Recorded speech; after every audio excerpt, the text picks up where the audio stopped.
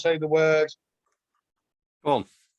Yes, he did it. Well done. that's how we start every show now, isn't it? With Andrew, you know, throwing the word bum at the audience. Yes. Oh, Audience of one, but hopefully it'll grow. Welcome. No, we shouldn't offend anybody. Bum. Bum. Bum. In true Everett style.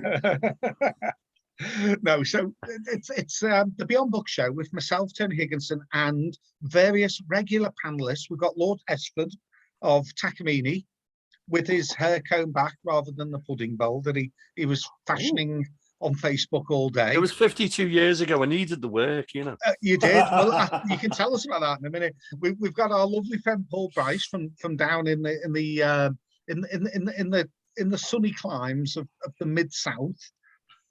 You always get it wrong. That's why you're not going to say it, because you're frightened to get it wrong. I'm in Herefordshire. Herefordshire. Well, I'm actually in Hereford City, but are you near the SAS, Paul? The SAS? Yes, about a mile up the road. Really? Do you ever come into contact with them? Do they? Only in the pub.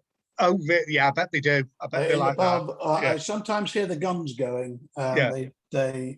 You hear them on Remembrance Day, particularly. So I heard them the other week because they fire the salute. There was a lad I was at university with who lived near you, who came in and out of the SAS base. He wasn't in the SAS. Yeah. He knew someone who was, so he used to go in.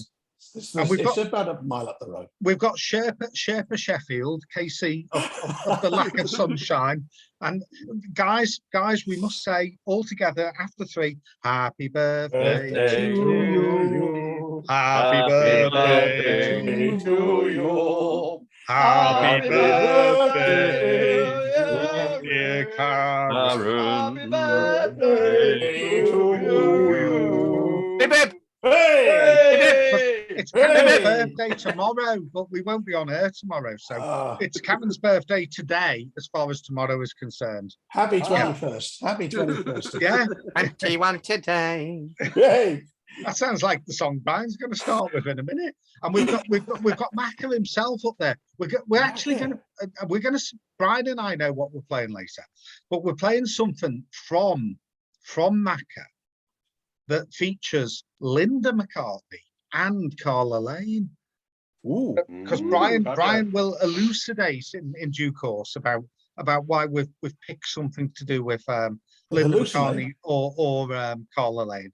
I think it's more Carla Lane than Linda McCartney, Brian, isn't it? Yeah, Linda and Carla were great friends, and Paul McCartney, they were great friends. Yeah. So yeah, it's more about Carla. So the thing is, folks, we thought after all the year, we've been doing this show for a year now, give or take. I'm sure we started around Christmas time last year. And I don't feel it too long. It's a long time. You ain't another lady in the world that wants to make dear old I don't seem a day too long. You know one of the other songs that Brian's picked. We're going back to the music hall, aren't we, Brian? Oh, We are. I love music hall. Oh, brilliant. But no, Lovely. tonight I thought it would be lovely because we always like to have someone who gets a little bit of centre stage or guest billing, and Brian Gibson has been probably the most constant person along for the ride on this show. I think along with Andy, who's probably been on most shows, but I think Brian may have actually been on a couple before Andy started joining us. I just suddenly thought a week ago, Brian's here, when he can get online, of course. No. Congratulations. Little dig there, Brian. Go on, tell him. No, it's not that. No, he knows it's technology doesn't always work, does it? Not for me, terrible. No, so I thought it would be lovely because Brian always tries to find something to contribute when anyone else is centre stage. And, he's an artist, he's a writer, he's a poet. He's a lovely chap. He loves his music, he loves Liverpool, and he loves art and culture. So I thought it'd be nice if we had a little bit of a proper in-depth look at Brian Gibson. And he's delved into his archive. He's got a photo album, he's got poems, he's picked some songs that were written and recorded before even I was born. So they must be vintage, if not golden old. Vintage. How dare you? It's a good word, vintage. Yeah, they are. How very dare you. Beautiful. And the sad thing is, we need a whip around because he hasn't even got enough money for a bottle of rum. Yo ho ho and a bottle of rum. But, so I walked past 3 shelves full this afternoon. Just before we get started with Brian telling us a little bit about his formative years. I don't even know where I'm going to start, to be perfectly honest. We're going to start with being born, lad. We're subliminally taking you back to before you existed. I was invented. I don't think I was born. We're going to pick a year. We're going to pick a year, any year. Andy's good at this. Andy will do a trick for you in a minute, Brian. Oh, go on. Tell Andy your date of birth in a minute, and Andy will do a legitimate trick for you. Because he does this whenever we go out for a drink. He grabs hold of the barmaid. Well, actually, politely, I should say. With permission. He says, when were you born? When were you and then born? goes into hiding. They always... Brian, you have your tricks, I have mine. Good work. They always look at him with like huge, like worry and trepidation, don't they? I don't. No. And he'll say, no, tell me when you were born. So they do. And Andy just stands there and does the great you know, the magician's look, and says, you were, well, he'll do it in a minute. So Paul McDermott up there. You were meant to be out performing literary endeavors recently, but that didn't quite go to plan, did it? Not quite, no. I got a phone call late on Thursday saying that because of the Storm Arwen and the weather, it was almost certain that the Friday craft market would have to be cancelled. So they did give me warning, and fair enough, sure enough, it got worse during the night, so the Friday had to go. Yeah. But I went to the Beachley Disabled Riding School's Christmas Oh, Saturday. Oh, brilliant. And that was superb. They really were excellent. Everyone got full support, and I sold quite a number of books. I came Paul, this is good to hear. Excellent. Little clap and a ripple there. So, Paul, you're out again? Is it tomorrow? I'm out tomorrow at the Irish Centre. Up at the top of Brownlow Hill. No, it's opposite the Ogden's factory. Oh yeah, Boundary Road meets West Derby Road. Okay, yeah. And then on the Wednesday, 2 days running, I'll be at the old library on Green Lane in Tubrook. I drove past that with my dad the other day. I must give a quick shout out to any Everton fans out there, because they do exist. In fact, Paul is an Everton fan, are you not? For my sins, yes. No, you are, aren't you? You are. Catholic half of the town. Yeah. No, well, a friend of mine, James Corbett, who we interviewed way back in the year, runs a company called the Coubertin Books, who are publishers of very fine sport books, mainly Liverpool and Everton, but he does dabble. He's done a Leicester book and he's done an Aston Villa book. Don't know if he's done Sheffield and Leeds, Karen, or Hereford and Worcester or anything like that. Worcester. Yeah. Well, no, they do rugby down there. Cricket. They do cricket and rugby around this way, yes. Yeah. But no, he's got a brand new book out by a fabulous chap called Gavin Buckland. Paul Macker might know who Gavin Buckland is. I know the name, I just can't remember where. Okay. Well, you know when you get your notes in the programme that say how quickly a goal was scored, or who scored the most goals with their left foot but isn't left-footed. Gavin is the statistician for Everton Football Club, Stato, as we call him. Marcus Buckland. Yeah. So he's got a new book out about Everton's glory days in the 80s, basically. Yeah. And on Wednesday evening at 6 o'clock, he and I are going to be in St. Luke's Church, just outside Goodison, and fans can come and meet him and he'll sign a book for them. So I'll be out and about doing a book signing too, Paul. But selling the book for someone else. But no, it's one of those books that, you know, Everton fans will definitely want to get. Good stocking filler for the time. Yeah. You mentioned Sally before. She did say that she was interested in me going along to the library. Oh yeah, yeah. No, well, you'd be welcome to come in because I mean, I'm not quite sure how long I'm going to be helping for because poor Jenny, the real librarian, is doing this teaching English to the lovely. They've got quite a wide spread of languages now with some schools. They've got Brazilian kids, they've got Portuguese kids who you think speak the same language. They don't, because Jenny gave the 2-3 Brazilian girls Portuguese dictionaries today, and she said, "No, miss, listen, we can't use this. We can't use this." So I've had to order Brazilian Portuguese dictionaries for them. They've got a few Afghanistani girls, fair few Belarus and Polish kids, and Jenny, bless her, has been all summer long learning little bits of their language and teaching plans to help them get along with school. And so I've been hired temporarily to be a school librarian, which is pretty cool, really. And like Andrew asked me, yes, I can speak Dewey Decimal. But no, it's a language all its own. It is a language all of its own, yeah. It has to be written down on a big whiteboard so anyone can understand it, but it does make sense, I'm sure. It does make sense. So anyway, our very special guest is Brian Gibson. Now, Brian, I'm gonna have to do the necessary here. Okay. You are now going to have to tell Lord Hesford your date of birth. My date of birth was the 1st of March, 1940. Okay. March 1940. That'll do. Leave that with Lord Hesford. And I promise you, he is not looking it up on Google. He does this live. He does this live. No, he honestly does this live. I don't know. I mean, let's see. The 1st of January 1940 was a Monday. The 29th was a Monday. So going to the next week, it's okay, I know what I'm doing. The next week was the 5th of February, was a Monday. 5th of March was a Tuesday because it was a leap year. Right, I think. Yes, it was.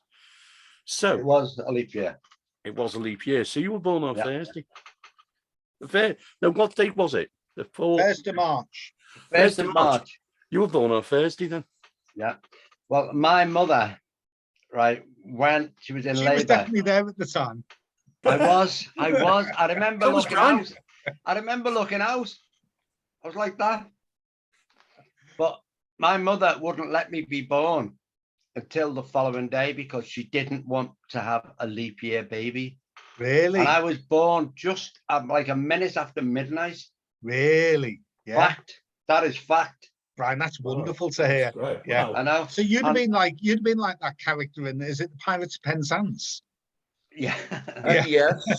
Yeah. Well, Played the role. It's really weird, but I mean, there's different. Are they called psychics or astrologers or whatever? Well, psychics the best. I prefer psychics. Yeah, and the amount of them that have said to me, I am the most complicated sign in the whole of the zodiac. Yeah. Yeah. Yes. And I can quite believe that. Well, they've invented a new zodiac sign since you and I were born. Anyway, we've all shifted, haven't we? Well, we're all on cusps more than we used to. I know. Well, it's better. So Brian, Brian, you told me just before we came on air, we were chatting in the Zoom room, and you told me you weren't even born in a bed or a hospital. Where were you born, Brian? I was born under the stairs. Is this the May Blitz or something? I mean, under the stairs. Well, it must have been in the wartime. Well, it was in the wartime, wasn't it? Yeah. Well, that's it. So, and I was under the stairs. Oh. And I do remember my mum saying to me, there was one time, and it was on the radio that the Germans were paratrooping down and to not venture out and keep your doors shut and all that stuff, And so they were terrified anyway, because they were only young. And then they heard this bang, bang, dong, banging on the front door. So they hid under the stairs. This was another time, and they both hid, crouched under the stairs. And the door kept on banging and banging and banging and banging. And in the end, the door came in, and they were terrified. My granddad, and he was drunk. Right. You'd have a celebration. He'd burst the door open to get in. That's why you've got no rum, Brian. Your granddad had Your it. granddad drank it I all. know. He liked his drink, I believe. Good man. So, Brian, I know you've travelled a lot, and you spent a lot of time outdoors in the countryside when you were younger. But so you were born actually in the city of Liverpool, basically, when you were Fazackley, was it? Were you saying? Fazackley. I remember being in Fazackley when I was growing up. Yeah. My first memory. How far back can you remember, Brian? Because I can't remember. I can really remember. I'm going to tell you this now, and this is fact. I was about to say the way things have changed in life, as regards children, and what they're allowed or told to do. Now, I remember I used to get woke up in the morning about 6 o'clock, right? And I was dressed and I was sent out from Wesley Crescent up Langford Avenue by myself. I remember doing it. I remember the height of myself across East Lancashire Road, waiting for the wagons and things to go past. I remember the height of the curbs, because they used to have, for all the stormwater or whatever, there used to be like these big gaps in the curb. And I used to give them a wide berth because they were nearly as big as me. I remember them. And I used to always think, I don't want to fall in one of them. And I remember climbing onto the pavement and walking all the way up Townsend Avenue, looking up at the lights. I remember the height it was at the gate, because they were all like those white crisscross gates. They all had them.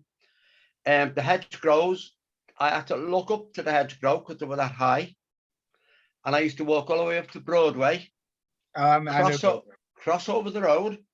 I remember looking across Broadway, and it was everywhere was dark except for the light of the street, but across Broadway it was black. But there was like a yellowy light coming from the shop that I was going to, and it was the baker's. And as I get there, I could see the light reflecting on the people that were in a queue.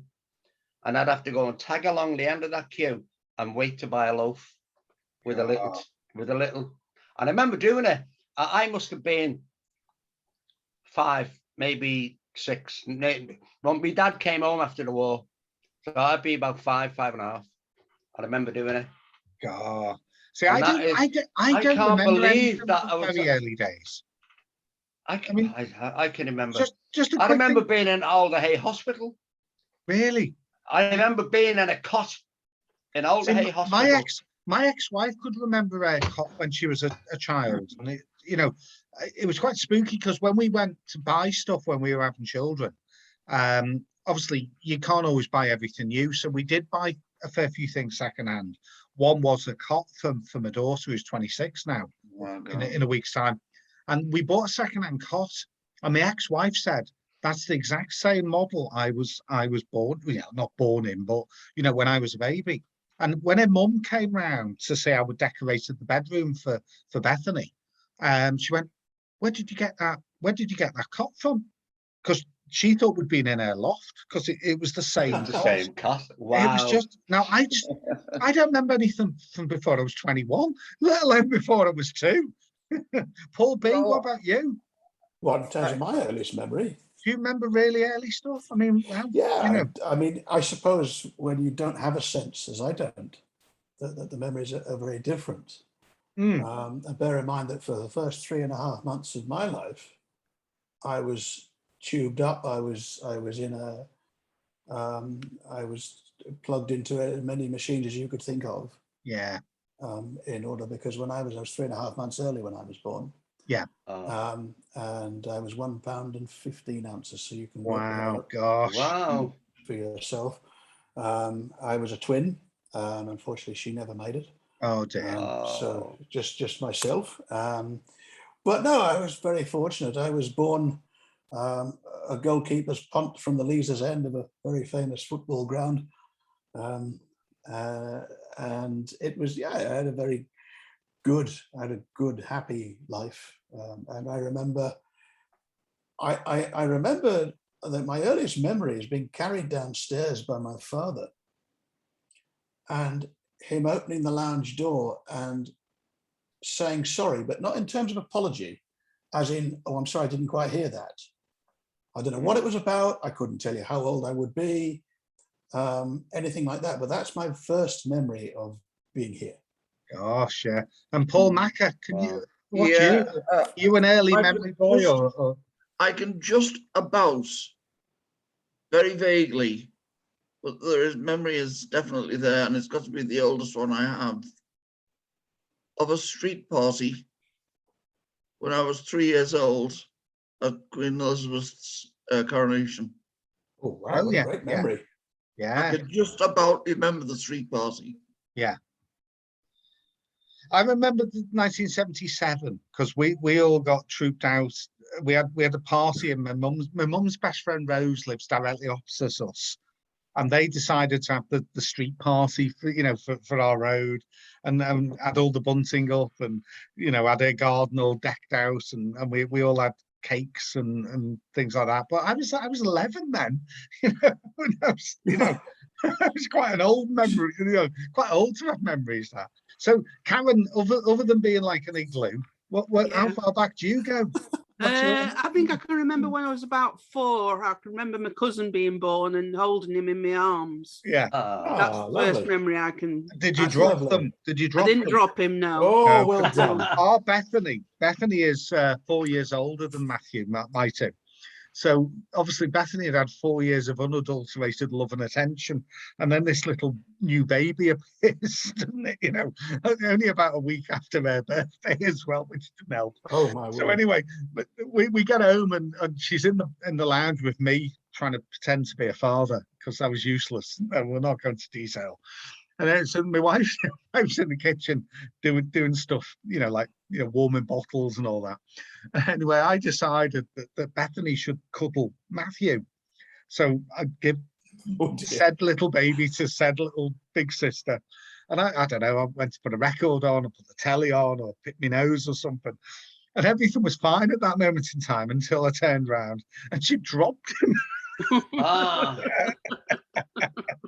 Literally dropped him. She didn't want to hold him. She just threw him on the floor. No, I mean that, yeah. He's never been the same since, poor lad. He just can't. He can't talk. He can't walk. No, I'm joking.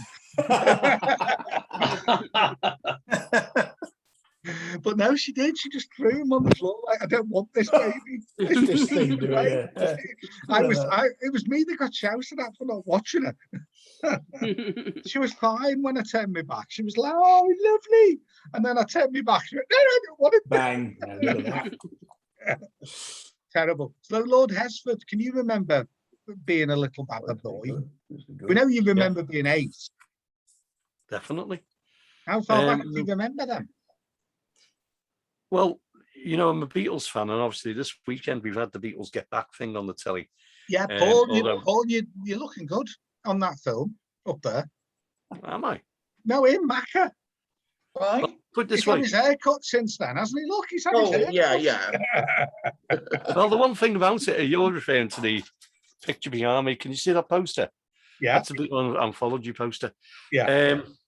But what actually happened was we had this rumour that the man in the market used to make his own records. There was a Kirby Market, and the record store, he played on something with a playing weight of about 100 grams or something. Oh, yeah. So I think he practically cut a groove into the record. And the one that he sold my sister Jean, and we all wanted to hear it because it wasn't on Parlophone, it was on Apple.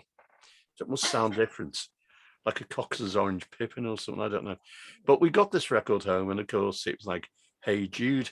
It was like, "Hey Jude, don't make it bad."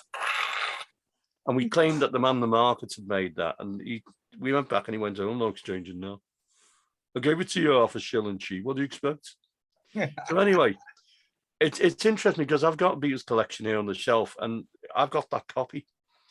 So it ended up where, as far as I was concerned, number one by the Beatles was Revolution, not Hey Jude. But it was always like, it was a sense of excitement being in a family where there were a lot of siblings and things like that happened. It was something you shared. Yeah. And I got to see Yeah. the Frost on Sunday thing where they did Hey Jude. And then immediately afterwards, we had to go to bed because it was school night. Yeah. Yeah. So every time I think of things, I always think in terms of it. I need to see if I feel the same emotion, really. Yeah. Yeah. And I remember that my sister Jean was inconsolable when the Beatles broke up. And she said, "You're talking about Apollo 13. What about the Beatles?" You know, and we're like, no, these guys aren't going to come back to Earth. You know, there's been a big explosion. That's not the point. What's going to happen to Paul now? You know, and it became almost like. Well, he went to live on the Mulligan side, didn't he? Well, yeah. But you know when you remember things, like Brian mentioned about Fazatli, I won't be a minute describing this. When I was a kid, we used to go out as a bunch. I was from a big family. And we got picking berries down Ingo Lane, coming out of Kirby, which went down to Ribblers Lane one way, Moore Lane the other way, and Moore Lane led up to where the Copper House was. Right. It was one continuous road. I think there's only a stub of it now. But I always remember picking berries. Sometimes you get a very bad stomach from them because, you know. Oh, yeah.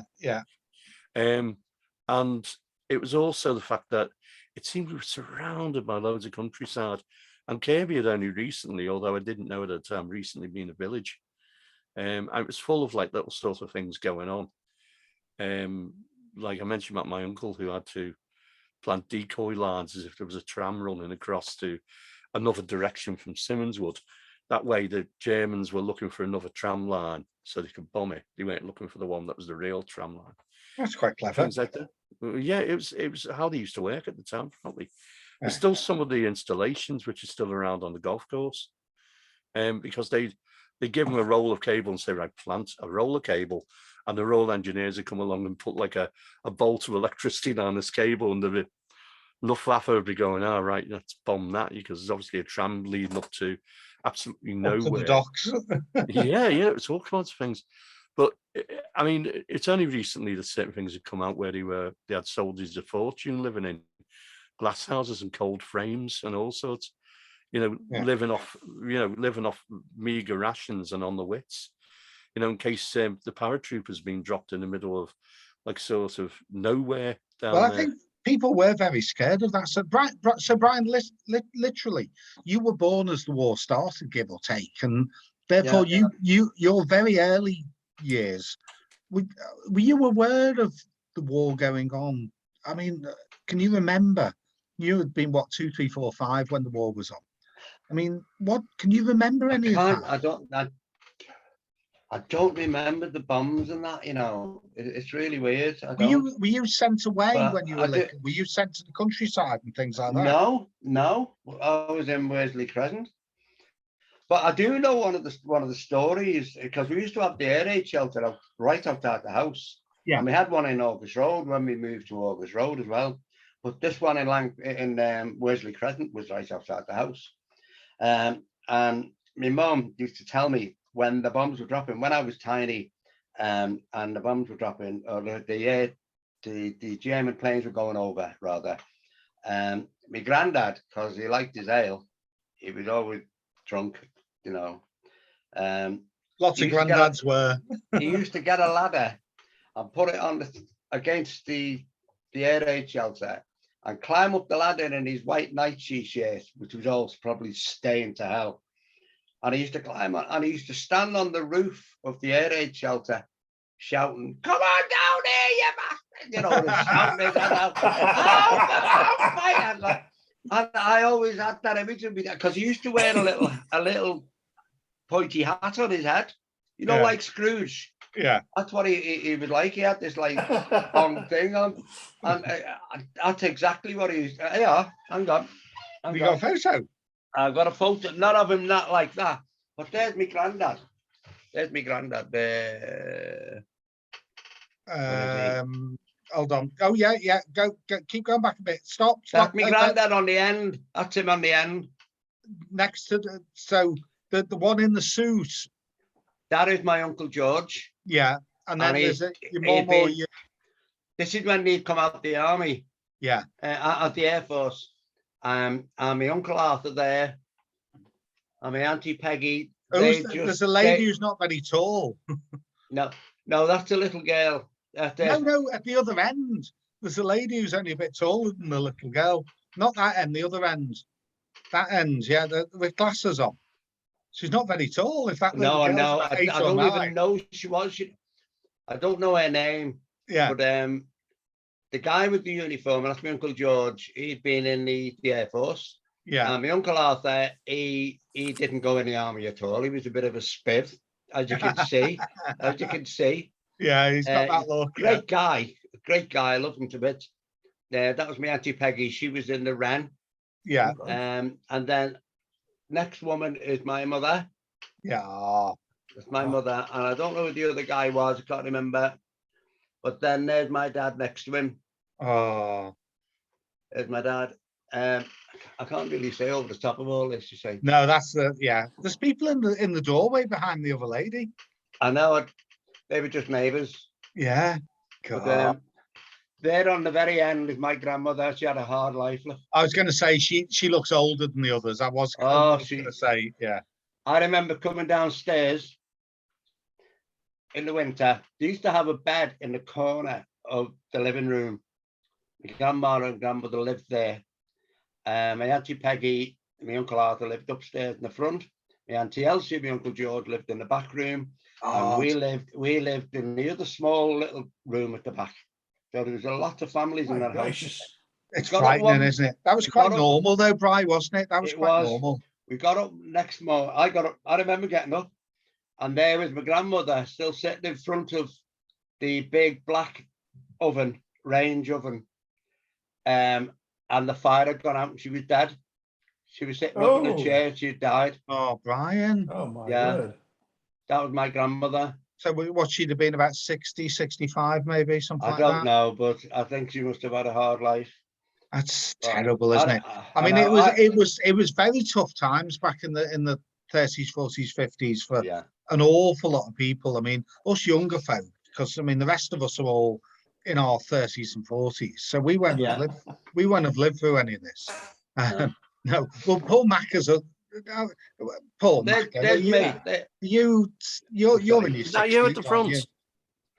That was me. Yeah, that was me as a little boy. Oh, look at that. That's me. Cheeky. Look at him. And his shorts on. How old would you have been, Brian? 4 or 5, maybe. Yeah, possibly. Is that at a wedding, Brian? They just got married. Can you just lower the picture down? That's it. Now we can see. Yeah. So there's you as a cute page boy. My Uncle Arthur and my Auntie Peggy. Yeah. Oh, Brian. That's me there. Standing to attention. Yeah. Quite right, sir. Quite right. Exactly. Yeah. I love the shorts. Shorts are good. They're long shorts, aren't they? I was in shorts till I was 15 years of age. Nothing wrong with that. It's character building, Brian. It was for me. It also lets in the draft. It saves on the washing and ironing as well, you know. So hold on, Bryce. So you were born in 1940. So technically, by the time you were like 18 and 20, like the music and dancing and things were big things, weren't they? When you were able to start going out on a Friday night, it must have been the biggest excitement of all time, mustn't it? Where did you go? Where was it that you used to go? Well, when I worked in Flanagan's, we had a good group of lads, good mates, and they had their own club, and it was called David's Club, and it was on the bottom of Islington, Norton Street that goes along the bottom. Yeah. Well, that used to run right through, and then lower down was Scotty Road and all that. Yeah. But Norton Street, there was a club called Davies, and it was up the stairs, and they had their own football club and everything. So we used to go there and have some boss nights out. Yeah. And I always remember. I've always loved singing as a boy. Well, we're going to come to that in a minute. Yeah. When I was working, I was in light engineering, And you know, if you go in the supermarket and see all that ducting, all the air ducting and stuff up in the air. Oh, yeah. I was making that when I was like 15, 16, 17, 18 years of age. I did all the welding, oxyacetylene, arc welding, sheet metal, all 8x4 sheets, you know, all of that stuff. I loved it. And so I used to make these big circular drums, and I'd have to climb in or go inside them and weld them up on the inside. So I'd be singing my head off. And so it was like a natural echo chamber. I was going to say that must have sounded really cool. It That must have sounded really cool. Yeah, it was. I'd have to sometimes get a ladder to climb out. Back in those days, they used to record in little cubicles, didn't they? People used to go in and record. Yeah, absolutely. Did you ever do that then? Did you ever go into one of them recording? I didn't go and record, but I remember going in with Johnny Fallon to buy LPs and singles. When Elvis first come out, well, not he first come out, he brought a new record out. And we used to have to go in the little booths and put earphones on, and then he'd play it, you know, at the desk or something, and we'd hear the record. Yeah. And then, but you didn't hear the whole record, I bet you only heard. No, he didn't. No, he just heard a bit of it, you know. Yeah. But it was just great days in Whitechapel. That was Whitechapel. So, Brian, going back to when you were a tiny little babber, a very little babber, we found a song that you've sent me by a band that no one else will know because, you know, they just won't. It was a group called the Andrews Sisters, and a song Don't Sit Under the Apple Tree. Oh, great. I love that song. Hey, we'll have a little blast, and then Brian can tell us why this is important and, you know, wonderful.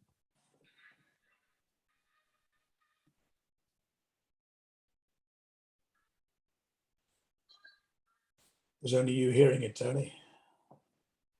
We can't hear it, Tony. We know you're playing it, but we can't hear it. We're doing what's called the usual thing of when you share your screen. Forgetting which button to press. No, basically, mate. Exactly that. We can all go into harmony and all sing it. Well, we could do. Don't sit under the apple tree with anyone else but me.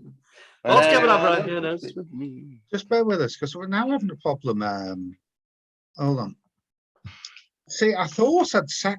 No, it's unclicked the buttons. So, Brian, I mean, this was what people listened to back in the wartime, isn't it? I know. It was just... Lynn and Bing Crosby. How happy is that song? Fabulous, isn't it? Yeah. I'm going to ask the obvious question here, which I apologise to the world for not knowing. Were they really sisters? Yes. Yes, they were. Yeah. And they didn't get on at all. That they got the one in the front used to take all the glory, all the credit. Yeah. And the other sisters were quite envious. It never showed originally. Yeah. But if you read about them, you'll see. Yeah. And they felt quite bitter. But it's lovely. I mean, I love them. That sort of music and how it was put over. We don't have that anymore, do we? Really? No. You'll get as ABBA, I suppose. No. To some extent, but ABBA's very, very, very put together. I mean, that was just. But there's the harmonies there. Oh, yes. The harmony. Yes. It's like barbershop Paul B, I would think. Well, both of us, I think both would both agree. Yeah. It is, and it was unique in those days because there were very few female barbershop groups, and they were as close to a female barbershop group that recorded. They were certainly the most popular group, and of course they went and did lots of work with Glenn Miller and famous artists of the day and things like that. For the armed forces as well, he did lots for them. They did tremendous amount. Yeah. Didn't they do a song that was banned by the BBC? I think it was Rum and Coca-Cola. Yes, they did. Yeah, Rum and Coca-Cola, yeah. But bear in mind, Andy, that most songs were banned by the BBC in those days. That was what was in Brian's bottle. That's why it was banned. He's looking for his bottle of rum and coke. That's what he wanted for today. Yeah. I know. So Brian, let's just quickly tell people a little bit about you, because I got to know you about 7, 8, 9 years ago as Brian the artist. Yeah. So there's a clue. that you are Yeah. an artist. Yeah. And, Well, so- yeah, I've got a little poem here that you just tricked on something then. oh, go on then, mate. Let's put you on centre screen. Hold on. Yep. I once met a guy named Tony. It was on a radio show. And we always used to sit next to each other, as some might say, Tony to toe. We had a good laugh in between some chat on air as we talked until 1. And then we'd say our good nights as they'd turn off the lights. Before long, everyone was gone. But the girls that I met on the panel with us have all stayed friends with me, and I'm glad to say. There was Alison Henderson, Cosmic Jan, Brian the artist, that's who I am. The Sue Adamson, Sue Granger, Rachel Gibson as well, Deborah and Anusia, Cheryl Gibsons. Such ladies they are, and I'll never forget their kindness when they all took me home in their cars. I would love to meet them all for a bevy one night. Let our hair down, go mad, so to speak. Social distancing, of course. That's it. Brian, that's lovely. Brian, mate. just Well you're done. saying, I was Well, listening to Linda Mack's, all the names there, obviously the Yeah. regular guest Linda Mack.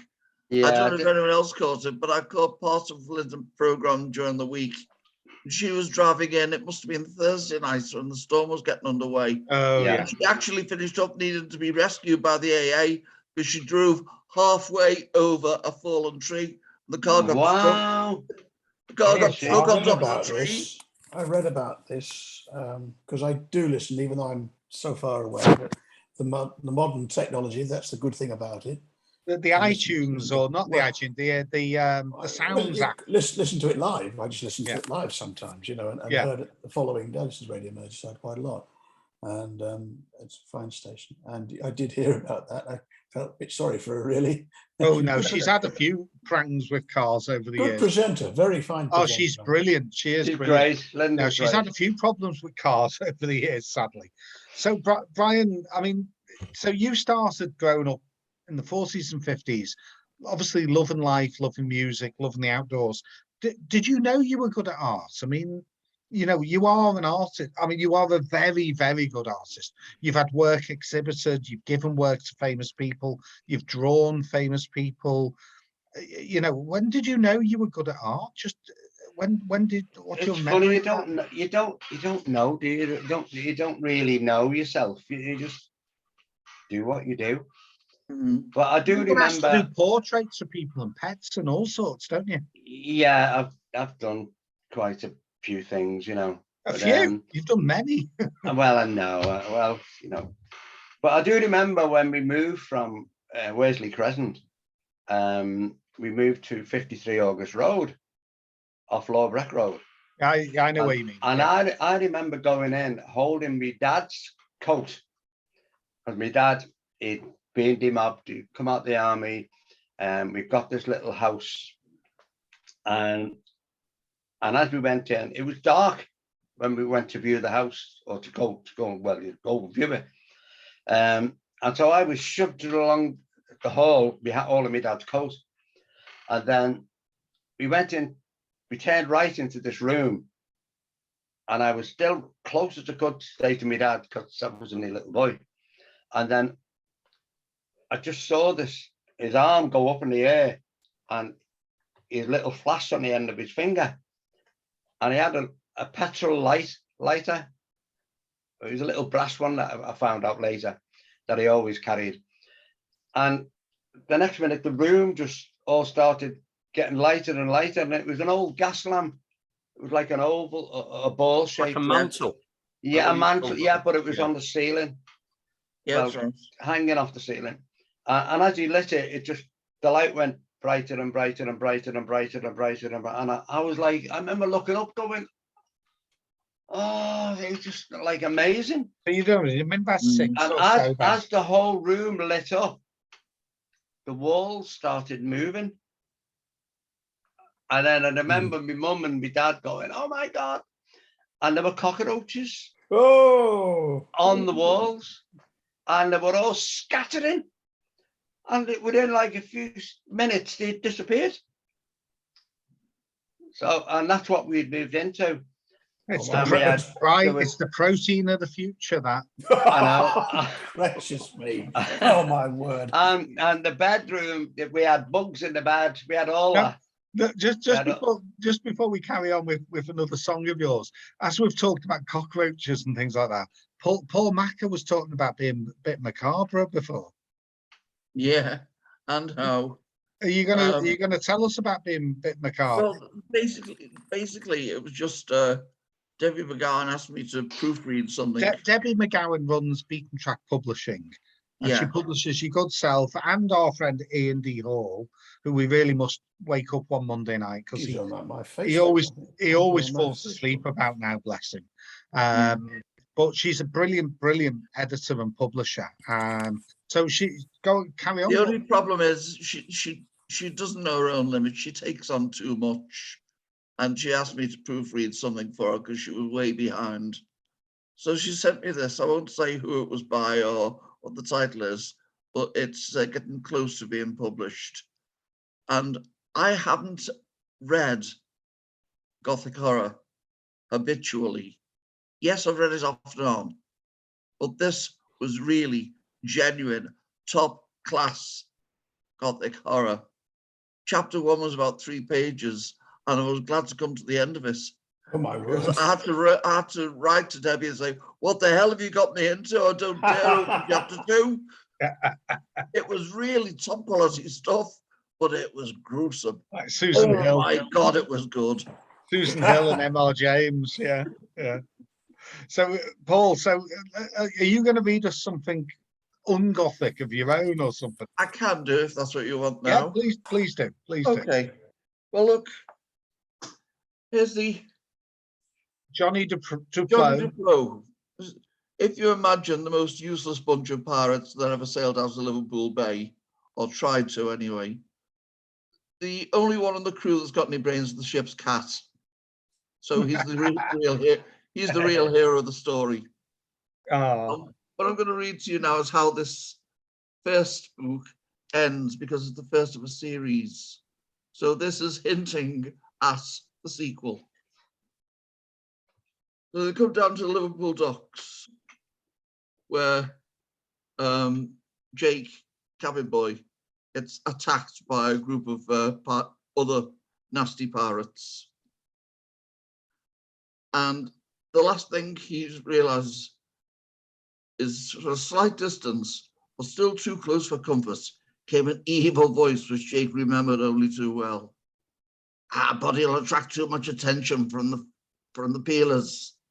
We can do without that. Crockett's ready to sail. I've got the bloody cat anyway. That's all that matters. Leave him. Pedro took, Jake thought. He's kidnapped Tiger Tail. This final despairing thought flooded through Jake's mind as a vicious, totally unnecessary boot connected with his temple, and he passed out completely. Easy, Jake. You're safe and with friends. Tiger Tail, where's You've been calling his name all the time. You were out of it. Was he with you? He was nowhere near you when we found you. Jake fought to sit up. Pedro took. He's on a ship called the Crockett. He's got Tiger Tail catnapped, or worse. He said they were sailing on the full tide. You sure? The worried look which passed between Sam Barnacle and Mr. Quiggins wasn't fast enough to escape Jake's attention. I remember that voice. Who could forget it? A blow at the side of his head hadn't affected his memory at all. The Crockett, you say? Mused Sam Barnacle. That'll be the Davy Crockett, a Yankee clipper, and a fast one at that. Johnny Burgess is the captain. If only half of what I've heard about him is true, he'll give Pedro some hard time. How soon can we give chase? Jake was reluctant to sigh still. Shh, he said suddenly and fiercely.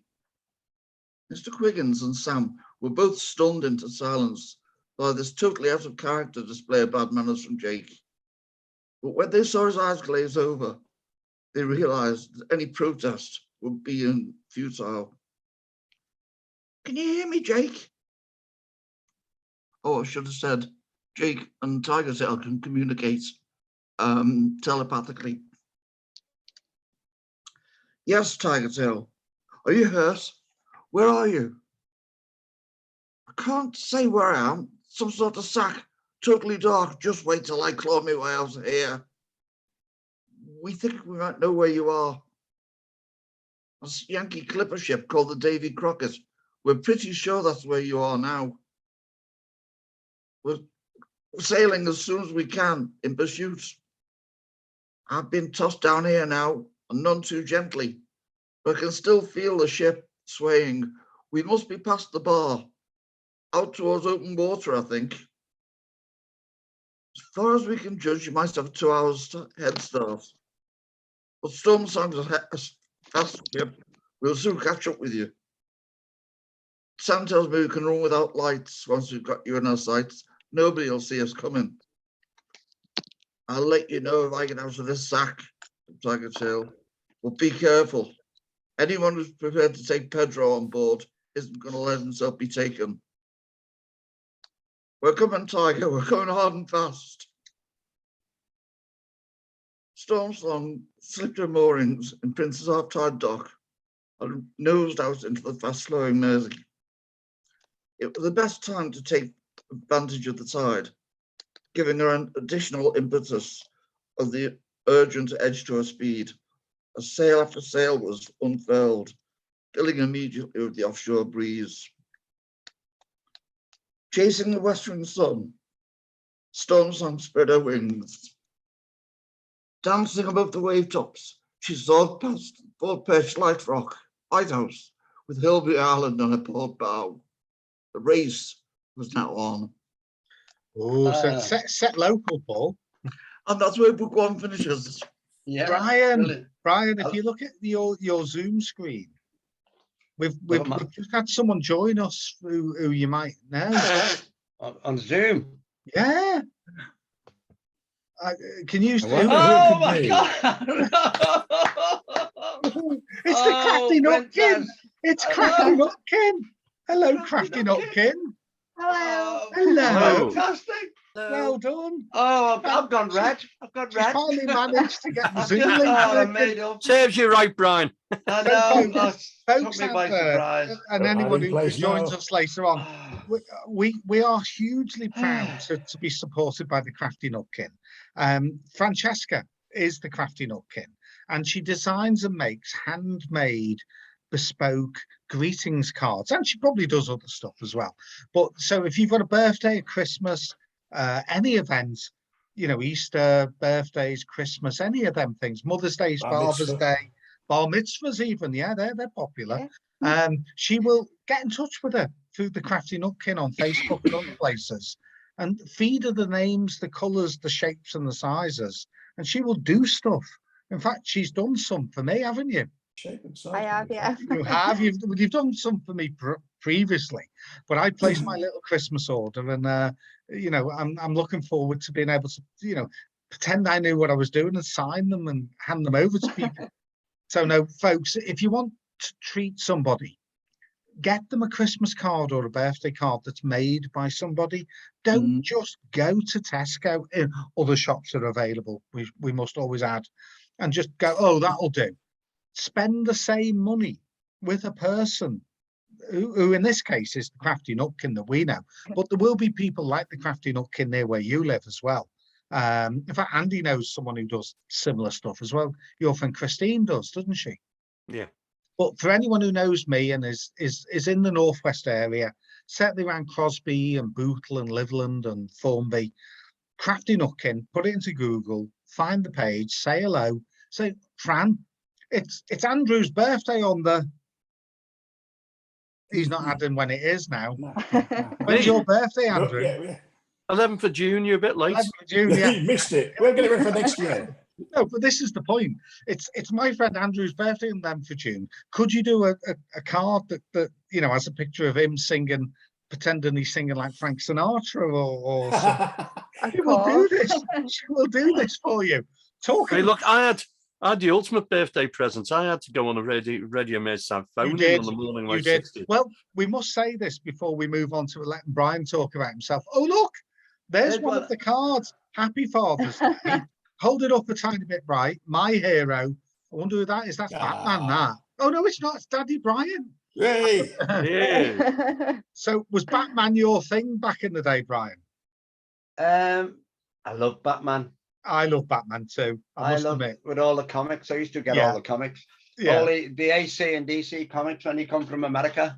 Yeah. Oh, I used to. I mean, that's when I first started drawing. When you mentioned that before. Yeah. Yeah. I used to be copying all the time, copying whatever's in the comics. Yeah. So yeah. Listen, before we Brian's going to sing for us in a short while. Am I? And Andy has kindly volunteered to sing something for us in a short while. But we're running not so much behind, but we're running on the time we are now What's on. happened to me Now screen? this is Louis Armstrong and Bing Crosby, Brian. Yeah, my dad loved them. I love Louis Armstrong as he prefers. Yeah. Satchel Mouth.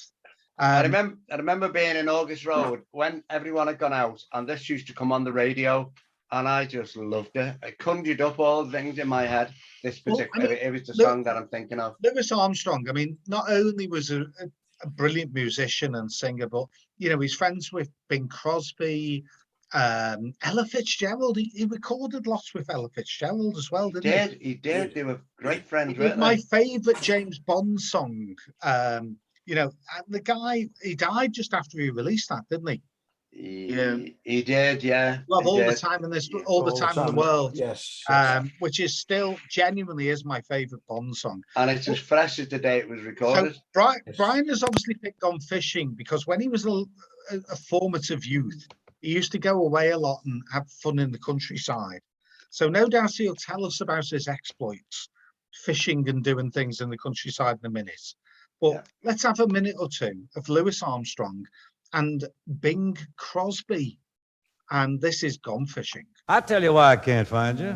Every time I go out to your place, you gone fishing. How you know? Well, there's a sign upon your door. Uh-huh. Gone fishing. I'm real gone, man. You ain't working anymore. Could be. There's your hole out in the sun, where you left a row half done. You claim that hoeing ain't no fun. But I can prove it. You ain't got no ambition. Gone fishing by a shady, wady pool. Shangri-La. Really la. I'm wishing I could be that kind of fool. Shall I twist your arm? I'd say no more work for mine. Welcome to the club. On my door I'd hang a sign. Gone fishing instead of just a wishing. Papa Bing, I've Hello. stopped by your place a time or two lately, and you aren't home either. Well, I'm a busy man, Louis. I got a lot of big deals cooking. I was probably tied up at the studio. You weren't tied up, you dog. You was just plain old gone fishing. There's a sign upon your door. Pops, don't blab it around, will you? Gone fishing. Keep it shady. I got me a big one staked out. You ain't working anymore. I don't have to work. I got me a piece of Gary. Cows need milking in the barn. I have the twins on that detail. They each take a side. But you just don't give a Give darn. them 4 bits of cow and hand lotion. You just never seem to learn. Man, you taught me. You ain't got no ambition. You're convincing me. Gone fishing. Got Got your hound dog by your side. That's old Cindy Lou going with me. Gone fishing. Fleas are biting at his hide. Get away from me, boys. You're bothering me. Folks won't find us now because Mr. Satch and Mr. Cross, we gone fishing instead of just a wishing. Oh, yeah. It's like the Fabulous. jungle. It's like the jungle. I just love that. Years to debate that, Tony. fabulous, and I isn't it? mean, the way there are two different rhythms and they don't trip each other up. Yeah. That's really hard to do. Yeah, absolutely wonderful. Yeah.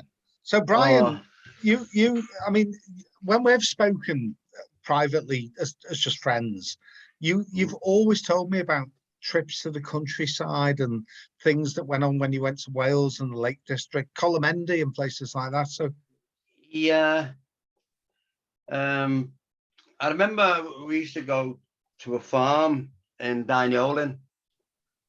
The first one I'd ever been to with my whole family. Even my grandparents came at one time. I've still got photographs. And the family were called Hughes, and they had 3 children: Marywyn, Erwin, and Tekwyn. You know, that sounds a little bit like I know, but Huey, whatever the 3 ducks were. Huey and Louie. I know Marywyn, Tekwyn, and Erwin. You know, but I used to always go off on my own, and I must have been what 8, 9, 7, 8, 9, or something like that.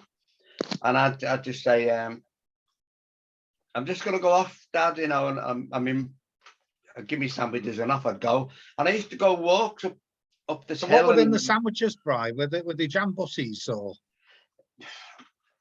salmon paste? It was jam. It'd be jam butties. Jam butties. And sometimes I'd have little. I hope your Francesca likes jam butties. She loves jam butties. Yeah, excellent. She likes my homemade jam butties. Oh, my homemade jam. I mean, my homemade jam. Yeah.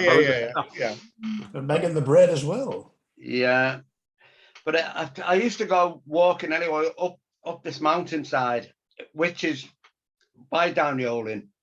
And I remember climbing right up to the top, and the top was sheared off, and it had been a quarry, and the quarry had flooded, right? And I'd be on my own, but I'd take my costume with me in case I could find somewhere to swim. Costume? You mean your trunks? my little trunk, my trunk. Well, yeah, it's like he's going to go dressed as Batman and dive in. My bikini. But I remember the water was black. Really? Yeah, from the edge, you could see where the sun was catching the surface underneath. But I'd go out about 3 foot, and then it was just an edge of black water, right? And I remember I used to just get in the water and go swimming. And as I was swimming, I'd realise how deep it must be. I bet you taught yourself to swim in a way, didn't you, as well? Probably did. Yeah, I could never dive properly. Because I remember talking about, I used to go to Colomendy.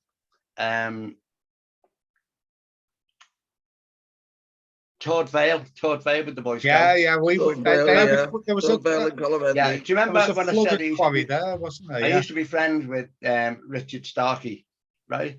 Richard Starkey, my dad was friends with him. Yeah, well, that's it. And he later became Ringo. He was no Ringo goes like a Ringo goes. But we know the whole camp, the whole troop would go off to Todd Vale on the back of a wagon, an open back wagon. We'd all be sitting there, you know, looking up at the sky. You know, they don't allow you to do it today. But I remember we went to Todd Vale. We wanted to make a raft, and so we had a word with the scoutmaster. We said, we'd like to make a raft, sir, you know, and he said, oh, well, cut some of those saplings down, because there's loads and loads of trees where we were. And so he helped us to cut some saplings down. We strapped them all together with all the knots that we'd learned in the Boy Scouts. And then we said, we need some barrels. He said, yeah, there's some barrels. So he gave us 4 barrels, old ones, drums, big drums. And we strapped them to the side, and then we carried it to the little stream in Toad Vale. Yeah. And it was only about 3 inches deep, so it was no good. I remember it was roasting hot summer. And then we said, well, is there no other more water anywhere? And one of the locals said, well, there's the river up, well, there's water further up there. And it was like about 3 miles away. So this little group of boys carrying this heavy, heavy raft of young saplings, for miles and miles and miles until we got to where all these buses were, and it was a canal, right? So we initiated the raft. We stood on each side of it, and we all went and all that, you know, as you do with your children. And then we got the raft, and we went and we threw it into the water, and then we all started getting undressed. And then we looked at the raft, and the raft just went glug glug glug glug glug glug glug glug glug glug glug glug glug, and it sunk. There'd been holes in the barrels, and it just sunk. And we all stood there like totally gobsmacked. We were sweating like pigs. So we just carried on getting undressed, and all the lads just dived in. One at a time, dived in. I could never dive. I used to belly flop. Yeah. I kept on trying to dive, and I'd go in the water. So I thought, I'm not going to do that. Yeah. So I just got my trunks on. I had my trunks on, and I just jumped in, and I went straight down into the bottom of the canal, into the mud. Oh, and it was like a giant had grabbed my ankles and kept me there. Oh, right. It was right up to my knees. I've never, ever, ever, ever, ever forgot it. And I remember thinking, I'm dead. Don't panic, don't panic, don't panic. I kept on saying to myself, don't panic, don't panic, don't panic. And I remember looking up, and the water was like a dirty, greeny colour. But I could see above, the sun was just shimmering on the top of the water, and I knew how high that was away from me. And I started moving my toes to break the suction in the mud. And then I was moving the calves of my muscles to break the suction in the mud. And I kept on squelching my feet up and down and pushing my hands down like closed hands, like a web, and pushing and and all the time I wanted to breathe, and I was going, I knew I couldn't breathe. And I was going, don't panic, don't panic, don't panic. And I kept on pushing and pushing, wriggling my toes, wriggling my muscles. And gradually I broke the suction on my legs. And I felt myself coming up slowly as I was pushing my hands down. I couldn't believe it. I actually started moving up out of the mud and up slowly towards the roof. And then I could swim then. I was pushing and pushing. Bloody hell. I remember throwing my head back and going on the surface of the water. Yeah. I bet your mates didn't even notice you'd so gone, lucky. I looked across to all my mates, and they were all playing on this old sunken barge. Yeah. They didn't have a clue. And I thought, wow, someone was watching over me. God. But that's how close it was. That's so, frightening, really, isn't it? Frightening. Yeah, I remember saying, don't panic, don't panic. Just before we move on to you experiencing the 50s, Andrew has kindly volunteered to sing a song from the 50s for you. Did you know this? Go on, Bright, Paul. 60s, really. Oh, is it? Oh, sorry. Go on then. Paul, what were you going to say, Paul B? I was saying, did he know he'd kindly volunteered to do it? Yeah, no, he did. I think the word press scanned come to mind. Well, that fits in with Paul's Johnny Dupleix, doesn't it? Yeah. Yeah, well, okay. Are you ready anyway? Right, yes. You'll know this. This is you singing for Brian, isn't it? Are you singing to me now, Andrew? Yeah. I'm a romantic. Hopeless. No, I am. Terrible romantic.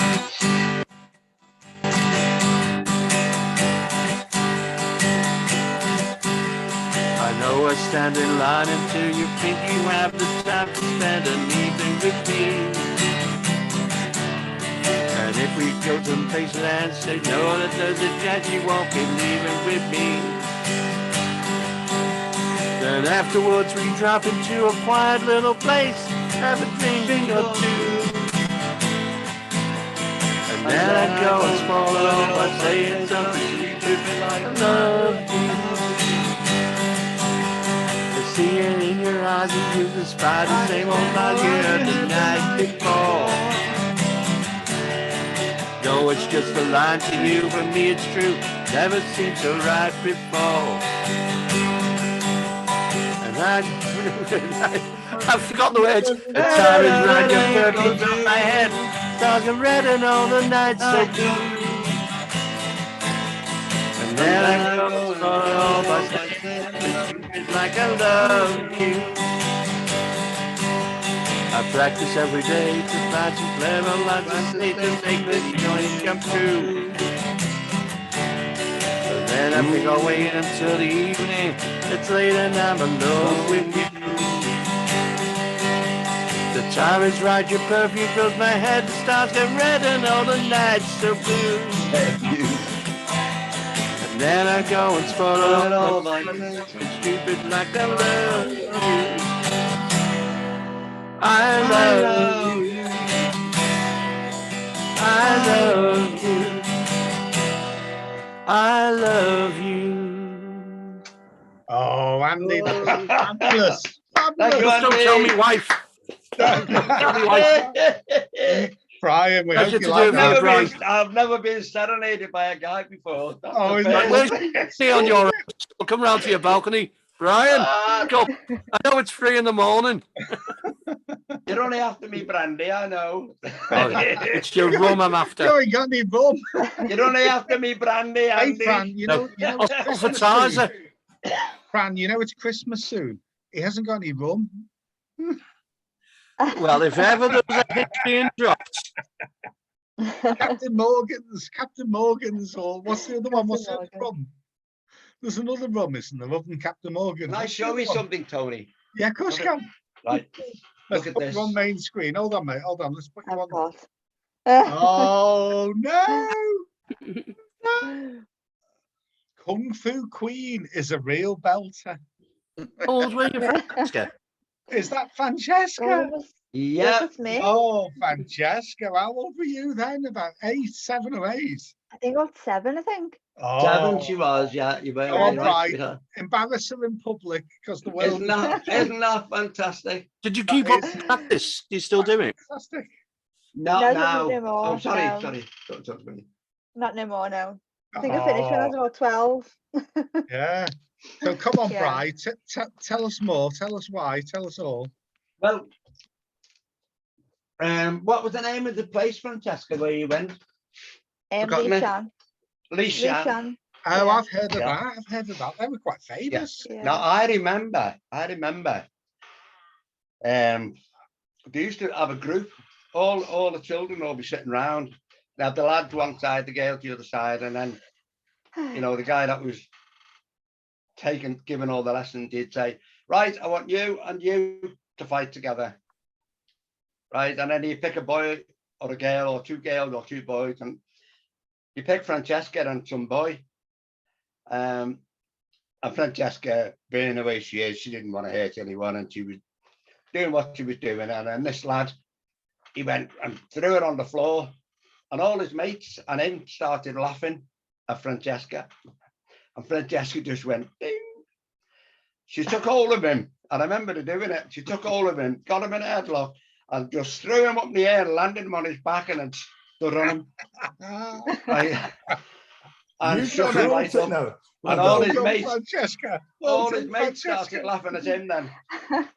That's the best thing to do, isn't it? But that's the thing about Kung Fu and Karate. Not and gonna whatever, cross is Turn the tables on him completely. it's actually to teach people how to deal with problems that happen, not to how to attack other people, but to deal with if you are in danger or self-defense. Yeah, because we always watch these films like Bruce Lee and David Carradine and whatever, and you know where it looks like it's all about fighting, but it's not. It's about not fighting. That's the thing about it. It's about coming up with a way of stopping somebody else from doing you and other people harm, isn't it? Go on, Brian. What's this picture? Yeah. I'm going to show you something else now. Hold on. Watch. Let's spotlight you again. Hold on. Hold on. We need to full screen you again. Where are we? Go on. Oh, what's this? Nursery time. That's Francesca when she was doing modelling when she was really? a little baby. Oh, yeah, bless. Little mother. Anyone who embarrassed Francesca. Oh, poor Francesca. She normally watches on Facebook and doesn't want to join us in Zoom. Bless. Tony, can we have a little bit of audio description if you wouldn't? So there's 3 babies in high chairs, all looking as cute can be. And there's which one's Francesca then, Brian? Can you There remember? on the end in the little dress. Oh, in a little cute dress, yeah. Hey, fantastic. So the baby in the middle sort of looking off to one side. Yeah. And Francesca and the other baby are doing their best to look forward, like they were I'll tell you the story about that as Go well. on, Brian. Go on, Brian. Right. Well, I was there the day, and the guy that was taking all the photograph was absolutely demented, because all the children were all crying and wailing and wouldn't do what he was trying to get them to do. They're only about 3 years old. Yeah, I know, but I mean, they were all crying away. And then he didn't want to do anymore. And I said, yeah, well, here's my daughter. And he said, oh, I can't, no. I said, no, you'll see. She's not like that. She'll be fine. He sat her in the cot. He sat her in that high chair. And he was going, look this way, look. And she did exactly what he wanted. He couldn't believe it. She never cried, didn't do anything. And she just, honest to God, she just sat there and let them take the photograph. And you've been the same ever since, is that right? No, I haven't. Yeah. I've changed now. No, she hasn't. I bet she hasn't. That's I it. make up for it now. I'll show you one more, Tony. Go on then, Right. mate. This is when she won, right, for the whole of the Northwest. Yeah, go on. Barbie. She won the Barbie competition for the whole of the Northwest. Francesca. My daughter must have loved you. My daughter was the biggest Barbie fan in the world. She must have had about 20 Barbie dolls, Bethany. She Yes, she had a barbecue. Sorry, couldn't resist. So is that like the lady who went out as like Barbie, and you got to meet her? Yeah. Yeah. Oh, sorry, sweetheart. You I talk. know. Yeah, it was. She was a Barbie at the time. God. It was a 30th birthday. Where did you go for the ceremony, Francesca? In London. Wow. Quite What was the place called, Dad? The American Embassy. There you go. Oh, Yeah. my word. American Embassy. No more. Oh, that's brilliant. I bet you never thought you'd see that photo being shared on the internet, Fran. No. Did he vet You won the latest, whichever year it was, like limited edition Barbie doll, didn't you? Bad look of it. Yeah. She did that. She I still got that. You've still got it. Have you kept it in the box, Fran? Yeah, still in the box. Kept it in the box. Do you know, I've seen Toy Story 2 or Toy Story 3. That could be worth a lot of money, that could be called a collector's item. That could be mint. Yeah. That could be sought after. Don't tell anyone else, but that could be worth £40. Not here. Across the world. £50. No.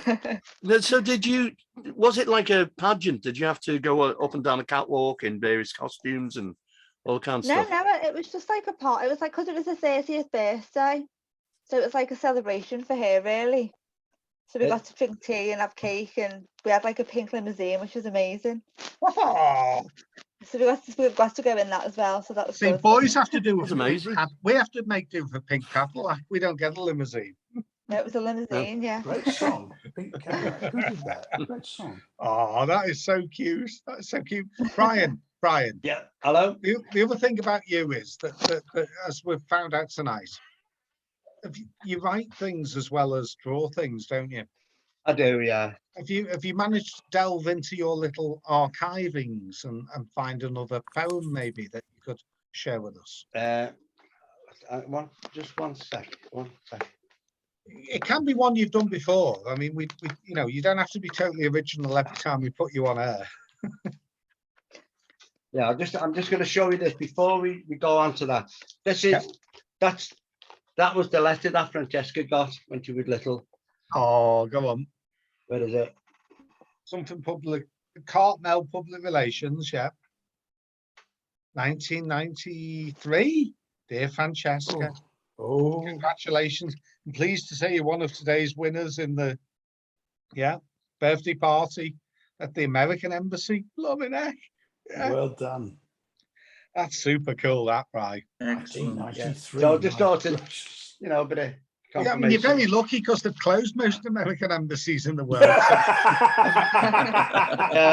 know, probably not. Right, what am I doing? What are we doing next? You got to read, Brian. You've got to Read a earn your poem. keep. You know, you're not here just to look pretty. I know. Look, trying to find stuff. Oh, you've written. fine. No, I mean, for those that don't know, Brian writes from the heart. I don't know if he's going to share one of his odes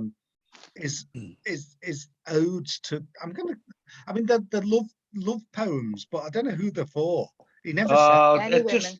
He never says. It could be for me. It could Hey, be you, for me. Francesca, stop it.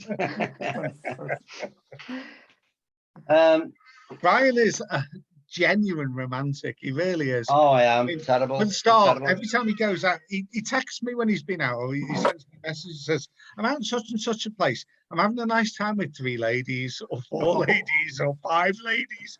And I'm thinking, you could have told me. I could have popped along. Yeah, but we would have had to put your skirt and your high heels on then, Tony. That I'd like to see. In this weather, I wouldn't. Actually, anyone could walk in high heels in this weather, Brian. Well, I don't know. I seem to manage okay, Tony. When I go out quietly. You do Right, go out. here's another little poem. Go on, mate. Not a romantic. It's just what an honour for me this evening as the guest on a Beyond the Books show to be with like-minded people talking in depth of things we all know. The whole of the night's conversation has just flowed with effortless ease. Topics were our art and poetry and music. Charles Dickens was laced in between. The whole of the evening was so therapeutic. Although we were all miles apart, we were all in each other's houses, as some slipped out to the loo in the dark. Damn, he noticed. To be joined by teachers and writers and journalists, poets to boot. We laughed and conversed, and we were nearly in tears. And the whole night is really a hoot. Brian, that is wonderful, mate. That is, you've written that About today, on the haven't you? hoof. You've written that today, haven't you? Why the hell did Right, you see me here's slipping another, out here's the another door? one. Here's another one. Oh, Now- we have another one. Go on, hold on. Let's put you Now, back. what if I was to tell you that sausages crunch in your gob, that tomatoes sizzle and they're soft in the middle, and Dick Turpin is out on the rob? And flying a kite at such a great height is not such a meaningful task. When the wind starts to gush and the kite light lifts you up, you come crashing on the grass on your ass. Oh, I know what you're thinking. What the hell is this poem about? Well, that's a good question, because I don't know. So I'll leave it to you to sort out. When the coronavirus is over and people all can breathe again, and when they emerge from the houses 50 stone larger, they'll all be rolling down to the gym. Nice one. That's excellent. Well done, Brian. Well Right. done. Now this is a totally different one. Oh, you've got another one. Oh, you've On the unlocked right the door roll. now, Tony. You've On opened the the right doors. roll. I saw this is called In Drunken State. I saw it on the subway as the train went flashing by. Her hands were pressed against the window as she slowly winked her eye. The next time I saw her, she was sitting next to me as we sat outside the pavement cafe drinking hot coffee. I blinked, my eyes in disbelief. In that instant, she was gone. She swished her skirt into her car before she motored on. I swirled my coffee down my cup as I drank it down. And then I wandered down the main street and headed into town.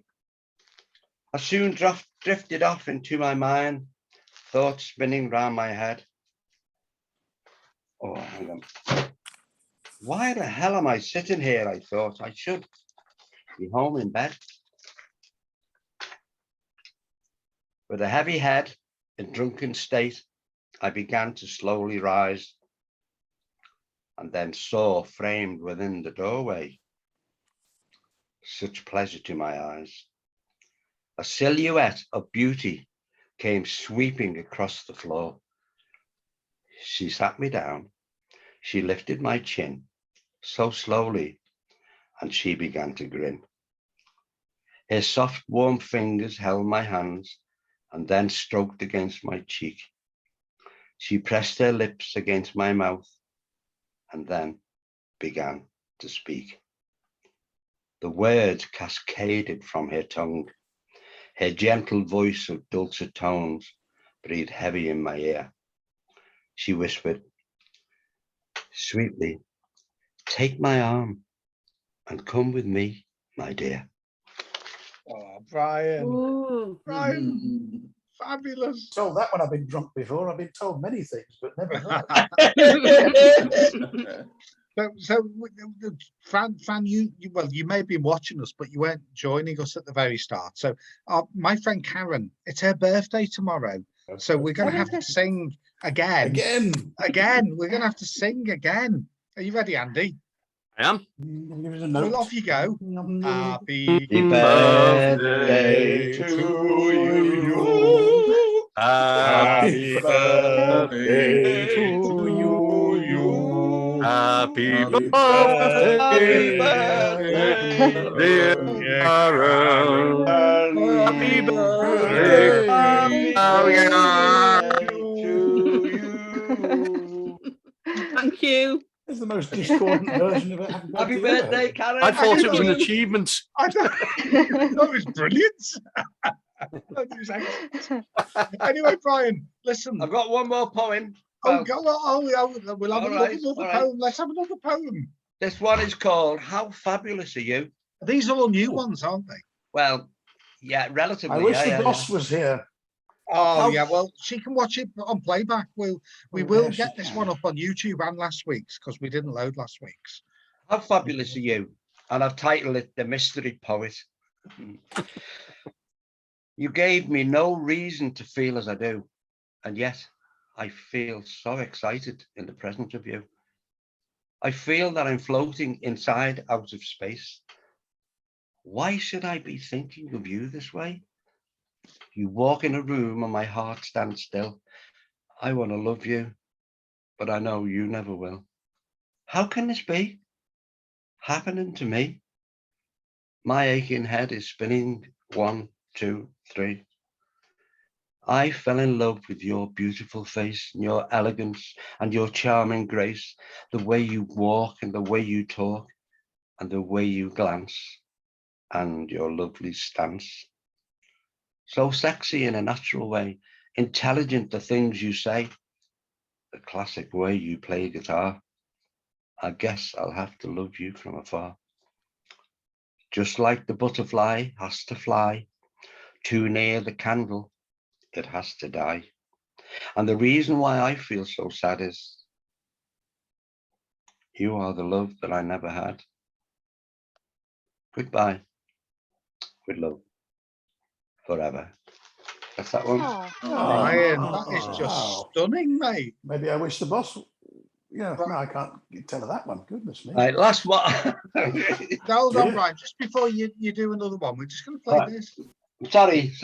No, it's all right. It's all right. This might fit in.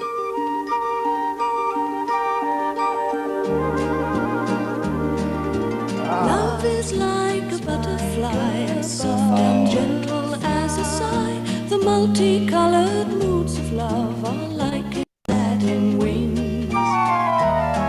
Love makes your heart feel strange inside. It flutters like soft wings in flight. Love is like a butterfly, a rare and gentle thing.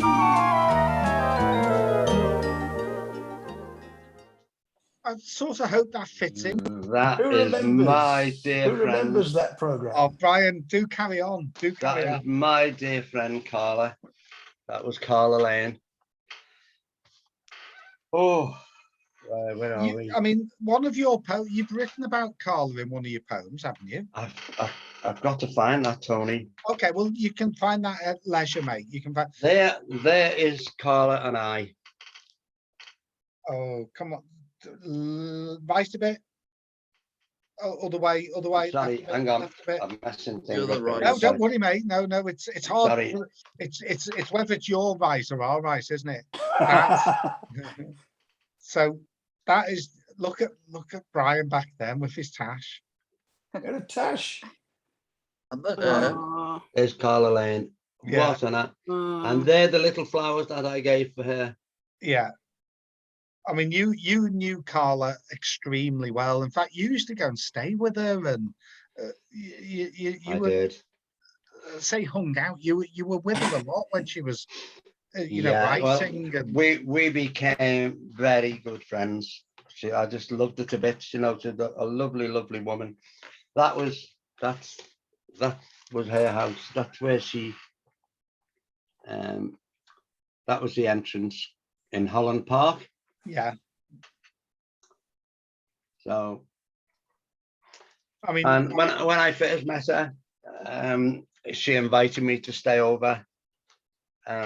Just wonderful, and then we'd go out walking the dogs. And but after that, you used to stay over for like days and weeks, didn't you? yeah. Well, when she moved from Holland Park, and we were just good friends, period. That was it.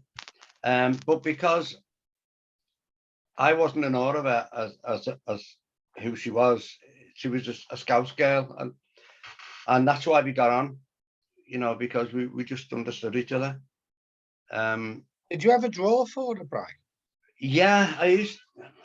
She had a lovely house in I think it was Sussex. So I get mixed up with Sussex and Surrey, but it was a big manor house. Next to each other. They're next to Yeah, each other. it's a big manor house, massive, 14th century. Way back to the days of the Cavaliers and the Roundheads and all that. All the rooms were amazing. Yeah. All dark wood, massive tables and old oak. Was she an influence on you on becoming like a vegetarian and animal? Yeah, very much, very that much sort of so. stuff? Absolutely, very much so. Yeah. Because I mean, she was one massive. of the first to be a voice of the, vegetarianism and animal welfare, wasn't she? She was more or less the first one. Yeah. She was. Yeah. I used to go with her to Brighton. She had a chauffeur and a big Mercedes, and then we used to go to Brighton, and she asked me to do some process placards, with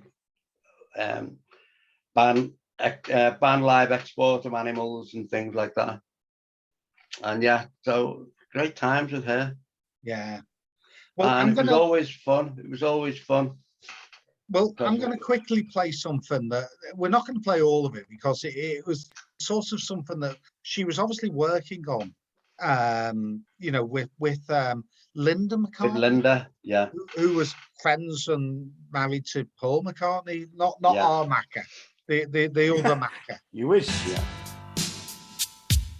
Here's a song by Linda and Carla Lane about the plight of a cow.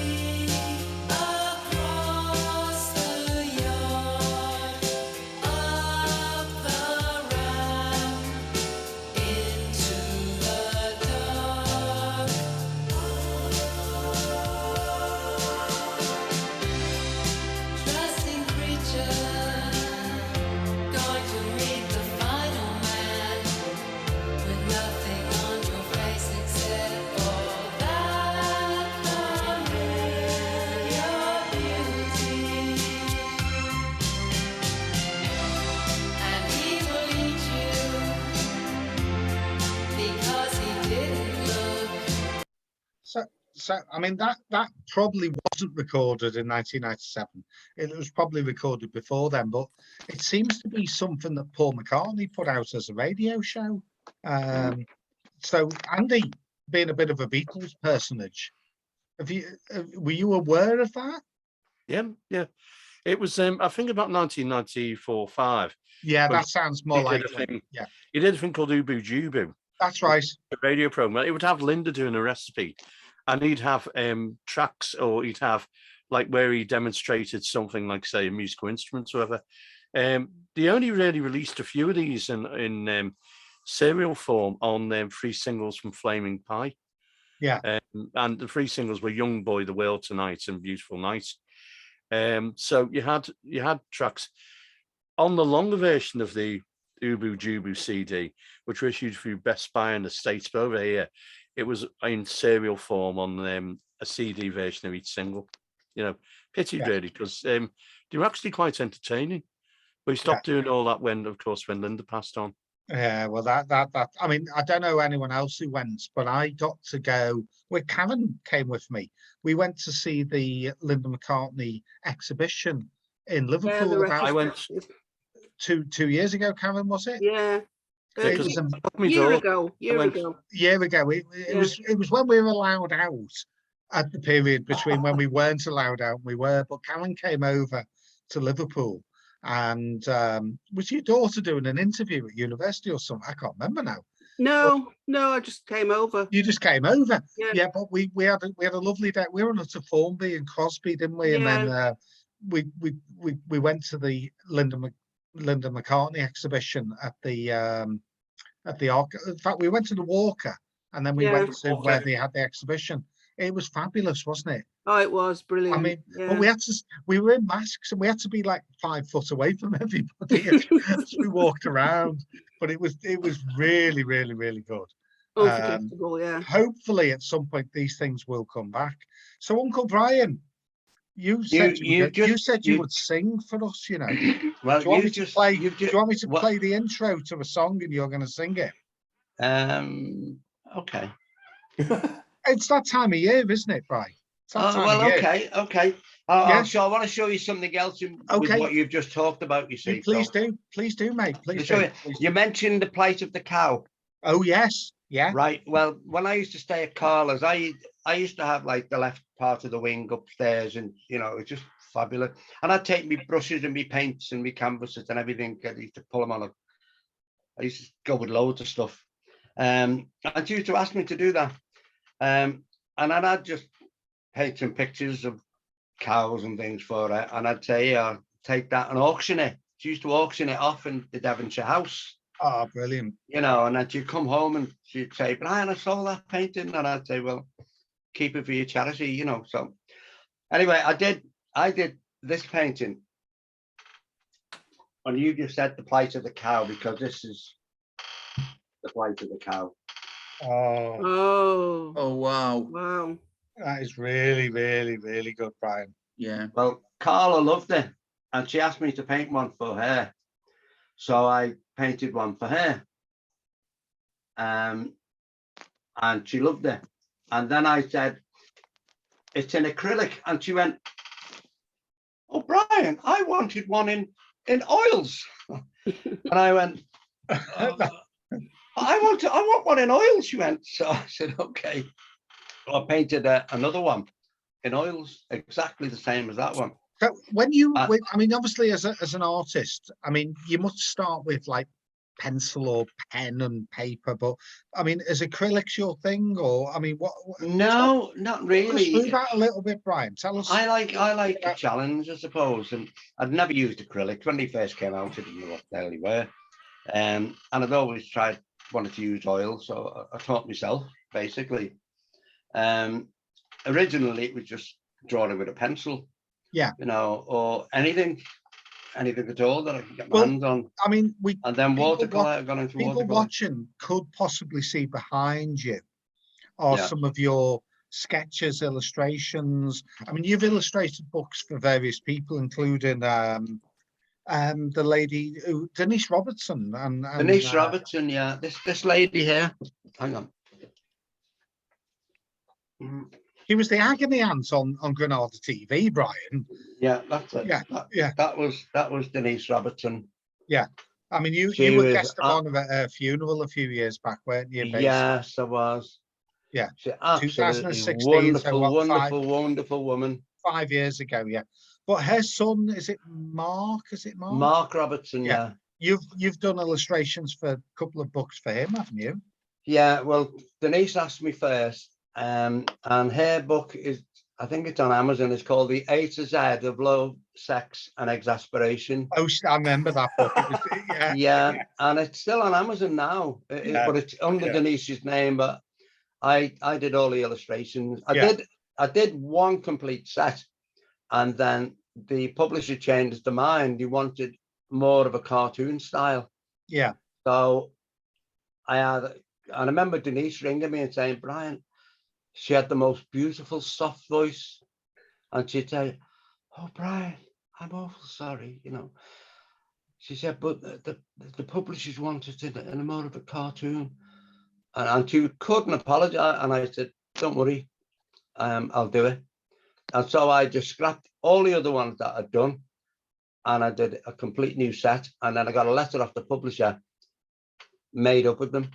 I've still got the letter from him. Oh, Brian, that's fabulous. But yeah, I mean, did you work with one of my heroes? When I was first a bookseller back in the 80s, there was a series of books called Redwall by a Liverpool author called Brian Jakes. Jakesy. He used to do the Wavertree Chronicles on Radio Merseyside. Andy might know, and Paul Macker probably remembers the Wavertree Chronicles. But you actually worked with Brian Jakes, didn't you? I did, yeah, because with Francesca when she was little, we used to go and sit with Brian on a Sunday in Radio Merseyside studio. And I can't even remember how we got together, but we just got on so well. You know, and his wife used to be there as well. Oh, yeah. And in between playing the records. Was that in Paradise Street? Yes, it in was. Paradise Street, that's it. It was, back in those days, And it came to light that Brian was writing this book called Redwall. And he asked me, I was the first artist that he asked to illustrate it for him. Still got a lot of the illustrations, you know, that I did. He took two books of A3 size illustrations over to America on the plane to the publishers, because he was absolutely made up with them and his wife. And when he got there, the publisher said, if we're going to publish the book, we use our own artists. Oh, I've heard this before. And it was squashed because of that. So you get a lot in the and now it's like one of the top 10 in the world. Oh, they were huge. I mean, there was an animated TV series, and there was talk of a proper live action, you know, CGI. It'd have to be really, because it was all animals, wasn't it? Yeah. But I mean, they were huge, Redwall. They sold millions. And he was the loveliest man, wasn't he? He really was. I remember when he got his new car, and he said, yeah, Brian, come in the car park, listen to this. Listen. And he took me to his car outside, Radio Merseyside, the car park then. Was he a docker? Was he an ex-docker? I think he was, yeah. Great guy. And he opened the door and he said, yeah, sit down. And then the car started speaking, and he didn't have cars that did that then. And the car was saying, your door is not closed. Oh, you know, do this. And he was made up. He was going, isn't that brilliant? Like, so, no, he was the loveliest best one I'd heard. Loveliest man. You and I probably met without you knowing you'd met. I know, we've crossed paths, definitely, haven't we? Brian Jakes used to have a party every year when he had the new book out. Somewhere in Sefton Parkway. There was a famous restaurant in Sefton Park. And he used to have this party, and booksellers would be invited, but people like you would have been invited too. Not the one in Lark Lane. Lark Lane, yeah. At the very end of Coupassa. Yeah. Well, that was Carla Lane's son, Nigel's. Oh, well, there we go. That would be probably when Francesca was born, right? Carla used to ring me up and say, how was Francesca and all that, you know, and we'd never been out, because she was a little bit poorly when she was born. And then everything was okay. And Carla said, you must go to my son's restaurant in Lark Lane for a meal. So I found out where it was. She guided me. She told me where it was. And then I went in, and to celebrate, because we'd not been out, and celebrate Francesca being born and all that, I just ordered everything. And I took a load of money because I knew what I wanted. It was a nice occasion. I even ordered a bottle of wine and all the food. And Nigel, the son, was bringing it over to my table. Carla's son, fabulous guy. And at the end, I said, right, I'm going to go and pay. So I called the waitress over, and I said, oh, can I have the bill, please?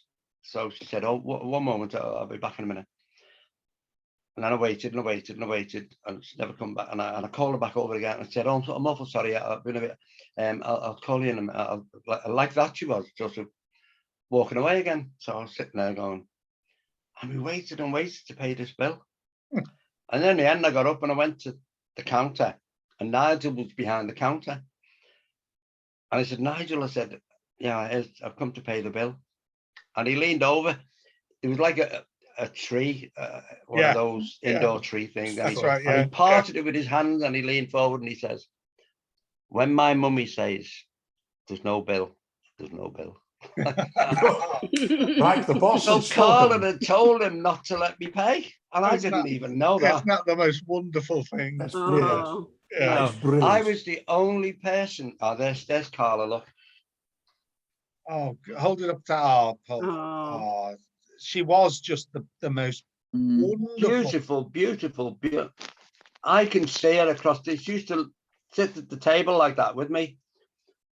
She used to cook me dinners and breakfasts and everything. And she'd shout, Brian, your breakfast is ready. I mean, everyone goes on about writers who've she's wonderful. achieved things, but I mean, she probably achieved more from such a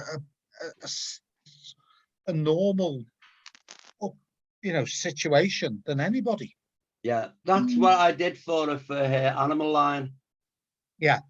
See, and then Well, she told me the what she charity's wanted. still going. Her charity's still going, isn't it? It is. And she asked me to design it like that, look, with all the animals all the way down the side of the letter. Yeah. These were for her letterheads. Stunning, mate. Really, really, really, really stunning. So Beautiful. Absolutely stunning. Lovely. I mean, she's wonderful. Yeah. But Brian, Brian, to this very day. as we're approaching festivity season, Okay. and you did mention that you could sing a little bit. Okay. No, you did. So I'm going to play the start of something, and then you are on a bound to continue singing it. Is that all right? Oh my God! Here we go. On the spot, am I? Can we do this? Yeah. Come on. Yeah. Just, you know me.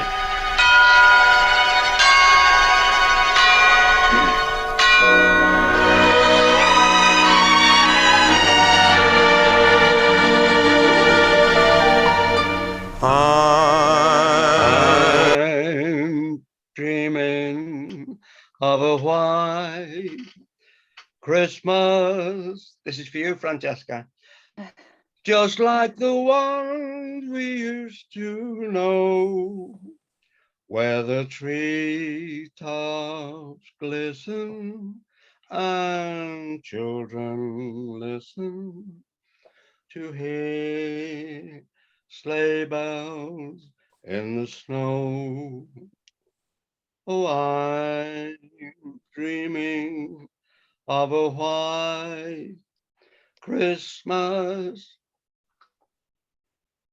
with every Christmas card I write. May your days be merry and bright, and may all your Christmases be white. Brian, we all need to clap. We all need to clap. Oh well, that is just lovely. I mean, well, Brian, that's for my princess, because we used to sit every year. We always sit and watch White Christmas, and we all have the mince pies and all I've that. never seen and it. it's just I've never watched she's always loved it. Oh, I've never watched it. It's like It's a Wonderful Oh, Life, it's Paul. It's fabulous. one of those films that everybody No, I've never watched that either. But you could listen to the audio of it. No, You know? honestly, watch, listen. I'm not talking. I mean, obviously, just I don't know. Francesca's aware. I can't see. I have no sight. I'm completely blind. So I use the words watch and listen, or watch and see, like you would use the words watch and see. I never have. I've never.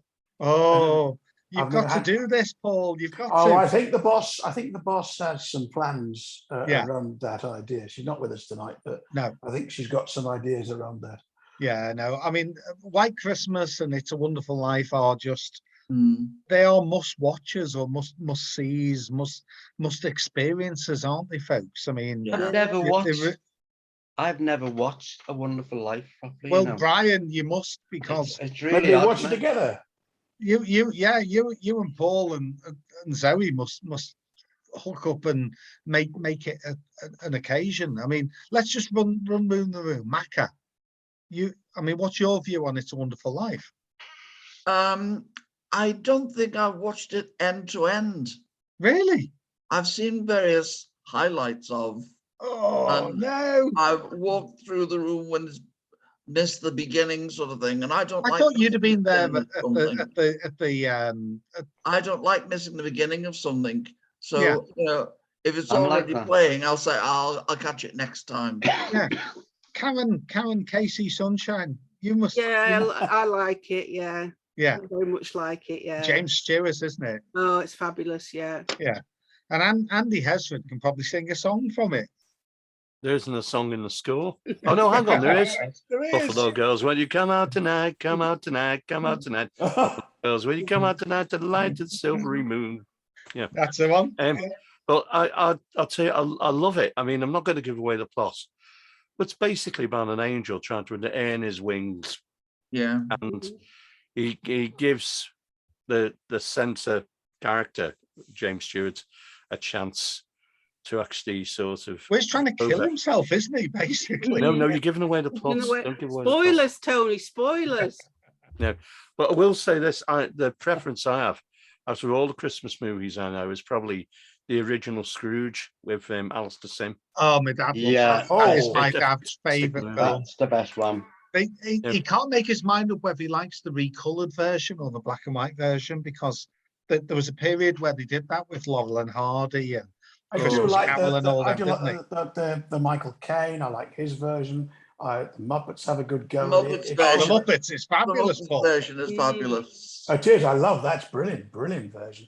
I like the Michael Caine. Michael Caine actually starred in a completely different film, which is my all-time favourites. Which has nothing to do with anything we're talking about, but it was Educating Rita. I thought it was the best role he ever played. Oh yeah. Superb. Yeah. Which was actually shot in Dublin. Another Liverpool Trinity fella College, yeah. Another It was Liverpool shot in Dublin. Paul Yes. Bean, another Liverpool fella about that. Yes, William Russell. he did. Willie Russell. Willie did, and of course, dear old Did an Julie audition for Walters. Willie Russell as well. Dear old Julie Walters played. I took her and Michael Caine just made it, and he hated it. Apparently, the story goes he absolutely hated it. Really? He didn't like it. He didn't like the role. I don't suppose it was a job for him because it was him at the time. You know, he didn't have to work too hard at what he did. Do you know who's the original female to play Rita though? No, Because apparently the studio were pushing for a name, and they didn't want Julie Walters. They wanted Dolly Parton. really, Unbelievable. really. And It Willie never Russell worked. said, "Well, if you make that movie, you can make it without me." You know, and in fact, he did that with another project he did that year. What was it called? One Summer.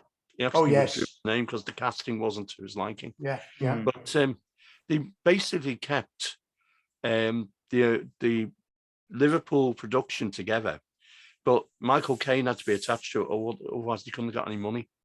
No. Couldn't get the money to make it. That's the funny No. thing about things like films, isn't it? And he That, absolutely hated it. I do know that.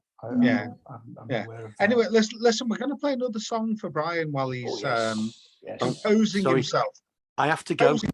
Are you on your way, mate? Do not worry about How did the I'll film take go? myself anyway. Good night, and thank you, Brian.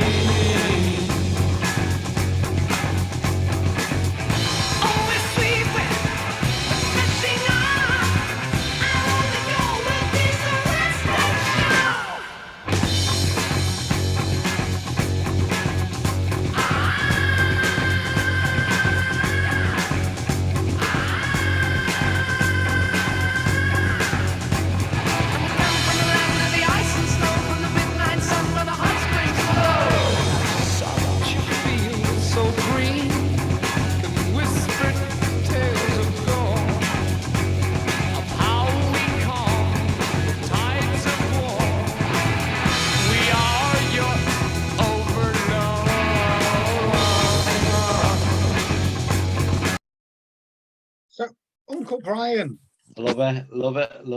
why are we playing a Led Zeppelin song I'm about just going to say, it's Vikings? a bit left field, isn't it? Yeah, why are we playing a Viking song about Led Zeppelin doing the Vikings? I used to live in College Avenue, right? Near me. No, by you. And I remember they wanted someone to go and share the house. There was a chartered accountant, school teacher, and a girl who was studying sociology, who later became the top woman in Carlisle for sociology, for people in social Carlisle worker. can't spell that. Yeah, so but it was just great time. And I taught my way into being able to move in with them, and we all got on like house on fire. It was great. Now, the chartered accountant, he was into Led Zeppelin, and I hadn't really heard them. And then he put Led Zeppelin on, and they were never really that was it. popular on the singles charts because they were an album band, weren't they? Yeah, and then he had these big, superb speakers. You know, we used to sit in the front room, in the parlour, if you like. Parlour, that's a lovely word, isn't it? I know. Is that the most lovely word, the parlour? And he used to put it on full on, and we could hear it right down the house. Brian, in our days, the front room and the back room. I just loved it. Yeah. You know, all that, the way the sound was going from speaker to speaker. Brian, have you ever played instruments, sung songs? I mean, where were you in that? Well, years ago, when I lived in Robson Street, right, and there's a guy, Bernie Kello, he came from Australia on the wave of the Beatles. He wanted to be in Liverpool. You know, his father owned a tin can factory packing things, but he wanted to come to Liverpool. And I got to meet him, and I worked in Barker and Dobson with him. My dad's brother worked in Barker and Dobson. Well, do you know the little road going into Barker and Dobson's? It's still there, and there's some little metal rail tracks still there. And on the corner there's a pub, and between the back of the pub and the beginning of Barker and Dobson's, there was enough for two little terraced houses, and that's where my grandmother lived, in one of them houses, and my granddad. Isn't that bonkers? Isn't that weird? Yeah. Isn't that weird? And I ended up working in Barker and Dobson. I never knew any of that. And so did you, like my uncle, did you get to bring home the sweets that weren't quite sweet? Oh, Tony, don't get me going on the sweets. Right, because I worked in what you call the dragee part of the factory, which were all the chocolate hazelnuts, Brazil nuts. Oh, yeah. All the walnuts, all the chocolate soft centers, orange cream, all of that. And I used to have 6 pans, like cement mixers, and they were all made of copper. And we'd have a spray on in the front of the opening, the aperture. They have a spray of chocolate and then a cold, like a blowing cold air in. So we'd throw like massive bags of peanuts in, or whatever we were throwing in, walnuts or whatever.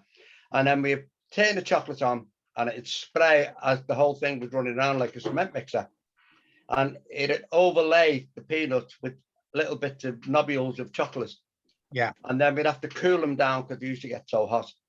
And eventually we learned how to do it, and they come out as you buy them in the shops, like a chocolate peanut. Yeah. So can I just ask for the uninitiated, Barker and Dobson was obviously a confectioners. Oh yes, they were confectioners. They were huge, Paul, back in the day. It's sad that they're not still around, because they were huge, weren't they? Yeah, they were the Cadbury's of like the Moët Merseyside. Chandon of the chocolate world. What was that, Paul Like the Moët Chandon of the chocolate world. Oh, I see. Yeah.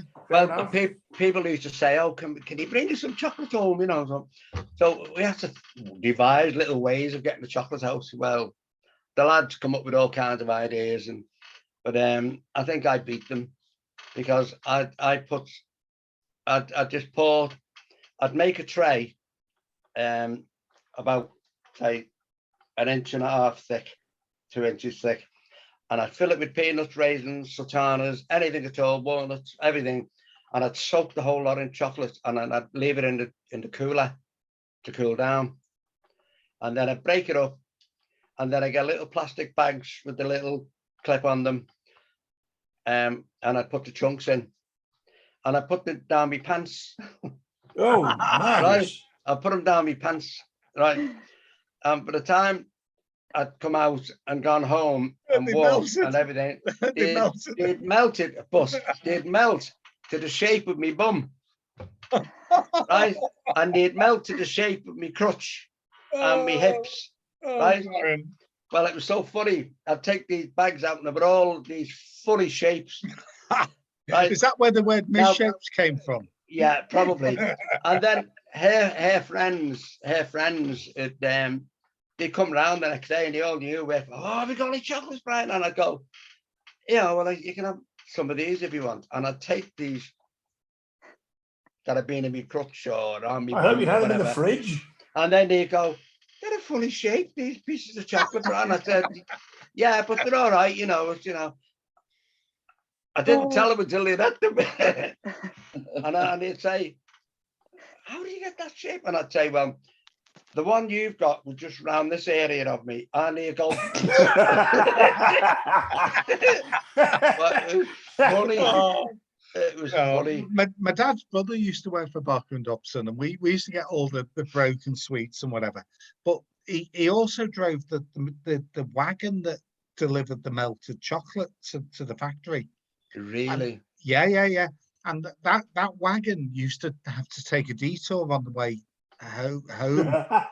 And the thing was, everybody in the road would come to the wagon because the bit where the chocolate was poured out was still like laden with like the remnants of the chocolate that had been poured into the factory. And that was the big treat for my dad and his brothers, that, you know, Uncle Henry had come round with the wagon that delivered the chocolate to the factory. Yeah. I was a bit of a naughty boy, a bit a prankster. I've been a prankster, if you like, always. And I knew my job. I knew my job. I knew my job, and I could do my job, do it properly, never cut corners. But I always made enough time for myself to relax, you know. And then so I'd use that time, and I used to climb around the back of the factory, the room that I was in, climb on top of the door, and then get up on the rafters over the top of all the lads who were all working on their machines. They didn't know where I was because I wouldn't tell them what I'd done. I'd just slip around the back of the machine and climb up on the rafters. And I'd go up there with a bag of these oversized peanuts or walnuts or whatever they were, because if they were too big, you couldn't sell them. So they just kept put to one side. So I'd just go up, and while they were working, I'd just go off the rafters and I'd go, woof, and I'd throw a peanut, but they were the size of a golf ball, some of them. And then they'd hit them on the shoulder or on the head, and they'd go, ah, what the hell? And they'd all be looking, they couldn't see me because I was in the dark up in the air. Right? Oh, it was so funny, you know. And eventually they found out it was me, like. But this poor guy, Bernie Keller, we used to get the brunt of a lot of stuff because he was from Australia. So, it was good days, we had good days. Well, this is where we should have the immigrant song then, if he's from Australia. But I don't know why we're going to play Alice Cooper Schools Out, Brian, but we are. I just loved it. My son David loves Alice Cooper.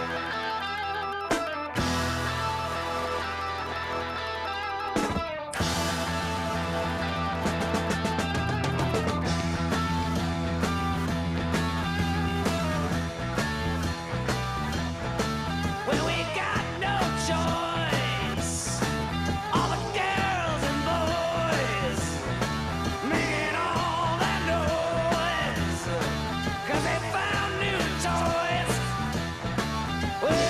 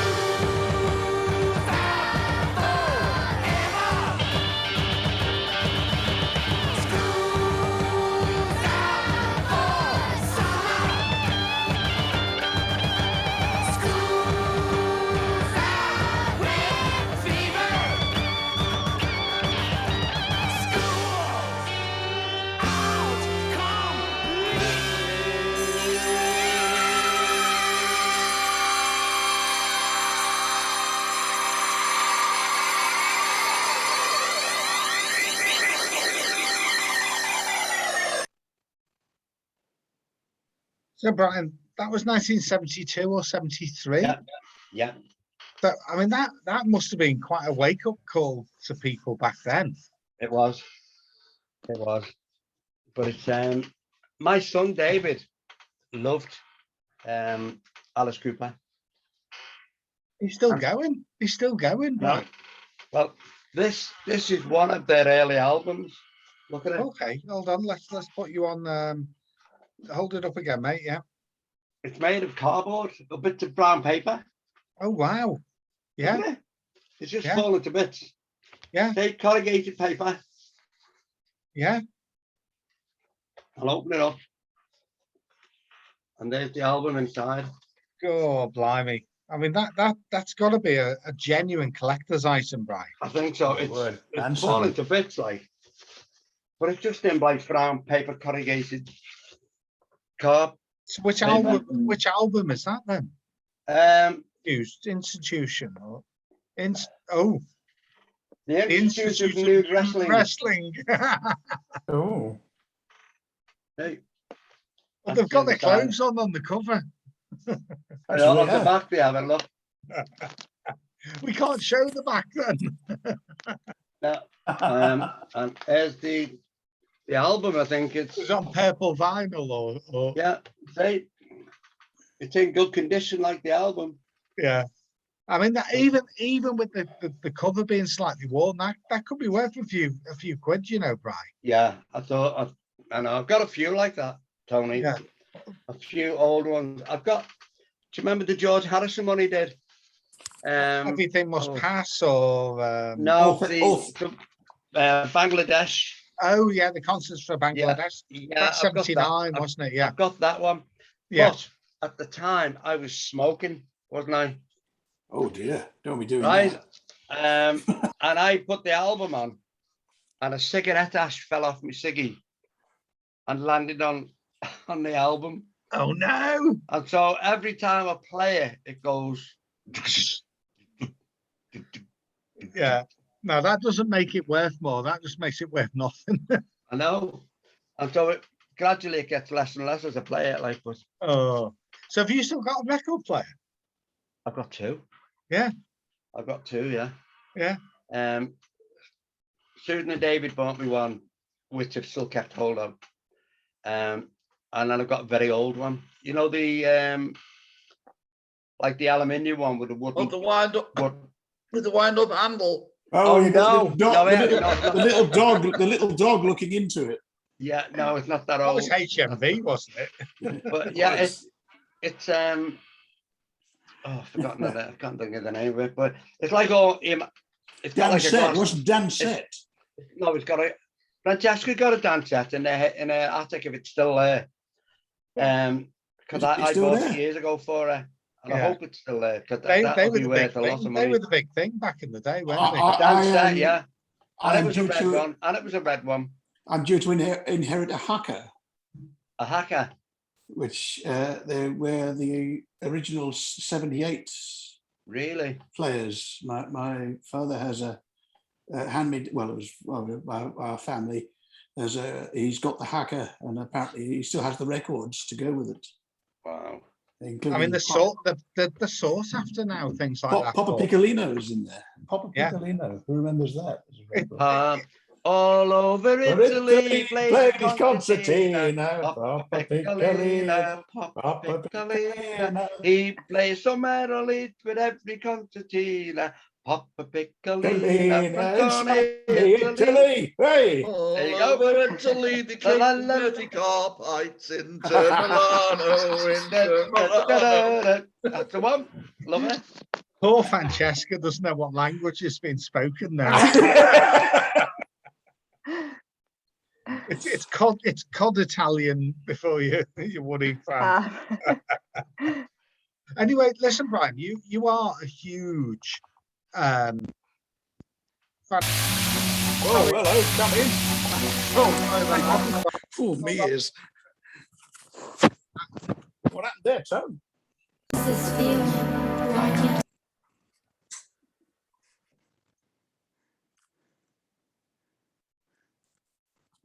Ears. No, Joe's the only one that can hear us. I don't think he can't hear us. No, we can hear him. Can't hear him. Can't hear you, Tony. Come in, Yeah, Tone. no. Come in, Tone. Come in, Crosby. Come in, number 22. Don't worry, chaps. I did the wrong thing at the wrong time. Yes, yes. Not like you, Tony, is it? No. It's totally unlike me. Oh, totally unlike me. Here's Frank. So, Brian is a big Frank Sinatra fan. We're going to hear it.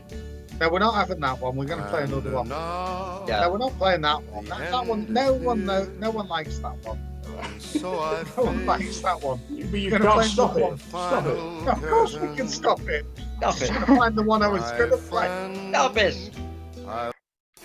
Yes. It's found it. Come fly with me, let's fly away. If you can use some exotic food, there's a bar in Bombay. Come on and fly with me. Let's fly away. Come fly with me, let's float down to Peru. In Llama Land, there's a one-man band, and he'll toot his flute for you. Come on, fly with me, let's take off in the blue. Once I get you up there, where the air is rarefied, we'll just glide starry-eyed. Once I get you up there, I'll be holding you so near. You may hear all the angels cheer because we're together. Oh.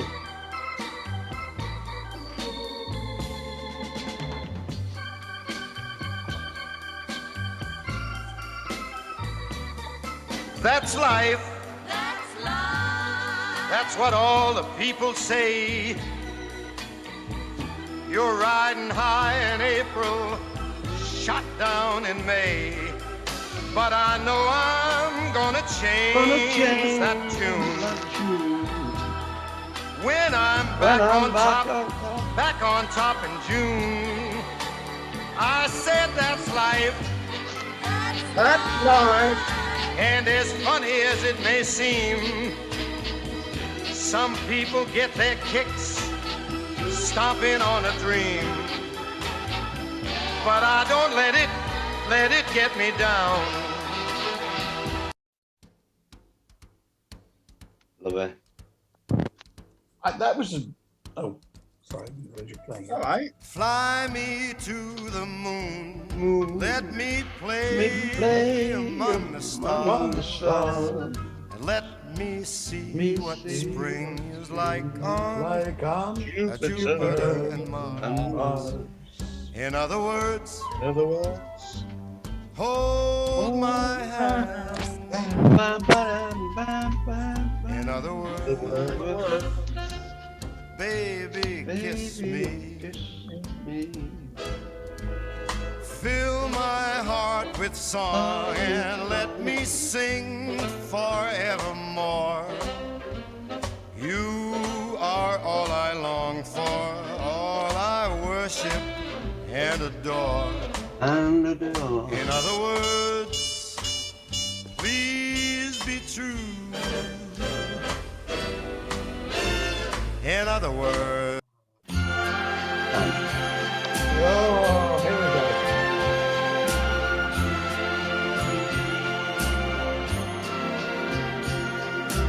strangers in the night, exchanging glances, wandering in the night. What were the chances we'd be sharing love before the night was through? Something in your eyes was so inviting, something in your smile was so exciting, something in my heart told me I must have you.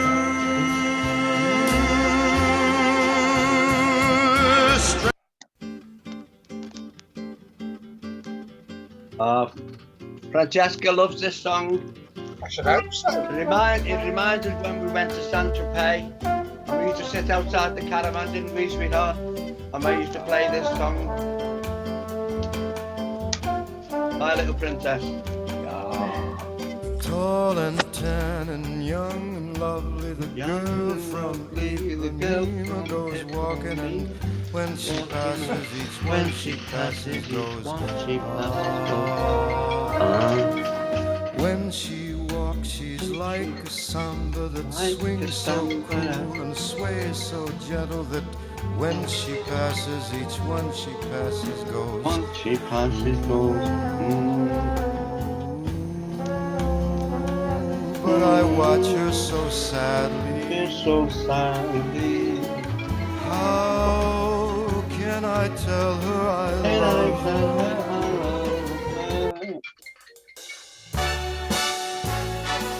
There we go. That was in Saint-Tropez. This wasn't. I'll show you in a minute. Start spreading, there you go. I'm leaving today. I'm leaving today. I want to I'm be a gonna part of be it. a part New of York, New New York, New York. these vagabond shoes are Oh, look, Miss Tony. Ready. Stray right through the right very to heart the of it. very heart New of it. York, New York. I want to wake up in a city that doesn't sleep Never sleeps. and find I'm king of the hill, top of the heap. Top of the heap. These little town blues Little town blue are melting are away. melting away. I'll make a I brand new want start that brand new start in old New York. If I can make it there, I'll make it. Anywhere it's up to you. New York, New York. New York, New York.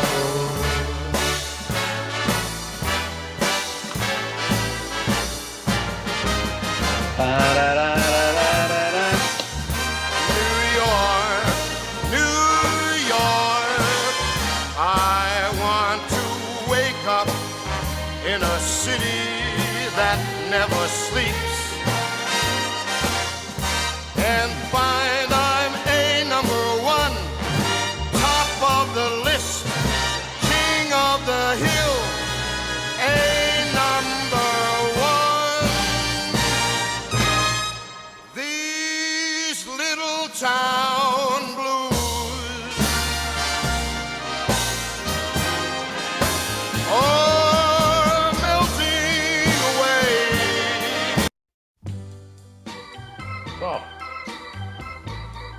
Oh, fabulous. There we have it. So, Brian, Oh, Tony. Oh, what's happened to me? you're singing along to some of that. I've gone off. It's gone off. No, you were singing. No, I've gone off.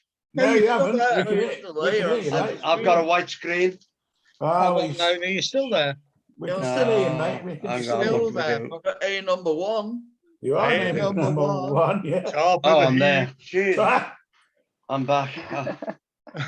Yeah, that New York. When Francesca was little, she had her own little karaoke in the bedroom, and I went to it like 6, 7, 8, and we used to sing that song, didn't we? We did.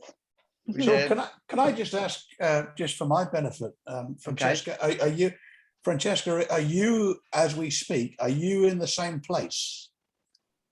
Or No. you're in a different place? Then my dad. Yeah, I know Are I'm at you- home. I'm in Right. my home. you're in your home and he's in his home. Yeah, I'm in my. Yeah. Francesca lives Yeah. about 100 yards from me, and Brian lives about 2 miles away. Yeah. Right, okay, so no, just, that's only for my benefit, because obviously I'm 100 and 40 odd mile away, so Yeah, I don't yeah. know the sort of Yeah, no. So distances and that. Francesca lives near me in Waterloo, Crosby. Brian lives in Everton, where Paul would like to live, but Paul lives out in The boondocks. Garston way, aren't you? You're Right I had on a the boss. border My of first Wiltshire boss and was from Hale Garston. My first boss was from Garston. True Blue he was. Yes, yes. True Blue. Paul's a True Blue. I don't know, Brian. You're a True Blue, aren't you? I'm neither, to be honest, Tony. I always pretend to be. I'm neither. I mean, I watched the. If Everton's playing or Liverpool's playing, I'd cheer them both on. You know. Oh well, that's how it should be. Yeah, That's how no, it that's should what be. we're I doing am in not North East as prejudiced well. at all in No, any I'm way. not. So. Yeah. I'm from Newcastle, but if Sunderland's doing well in the cup or something, I'll always shout them on. You know. Good man. Good man. I mean, myself, my dad, and my son go to watch Southport. I was going to say, Tony's a Southport man, aren't Yeah, you? we are. We'll be there tomorrow night. All three We home will be there. supporters. We'll be there tomorrow night. Yeah.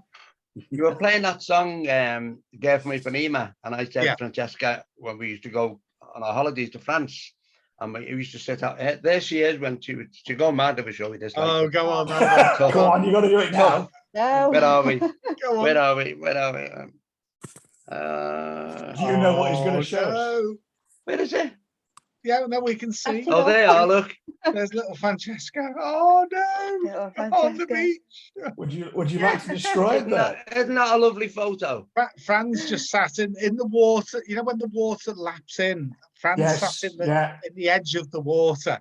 And the top half sticking out yeah, she's just sat in the edge of the water as the waves lap onto the beach. Oh, yeah. beautiful. Yeah.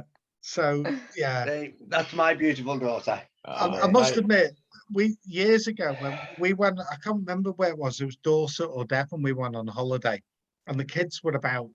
My daughter's 4 years older than my son, so she'd been about 9 and he'd been about 5. And we had another family friends of my ex-wife's that we used to go on holiday with. So Jill and Giles and Carla and I would share a cottage with the kids and go out for the day, and we had a lovely time, apart from this one day when it was really hot and we decided to go to the beach. Now, I'm not a beach person. I hate it.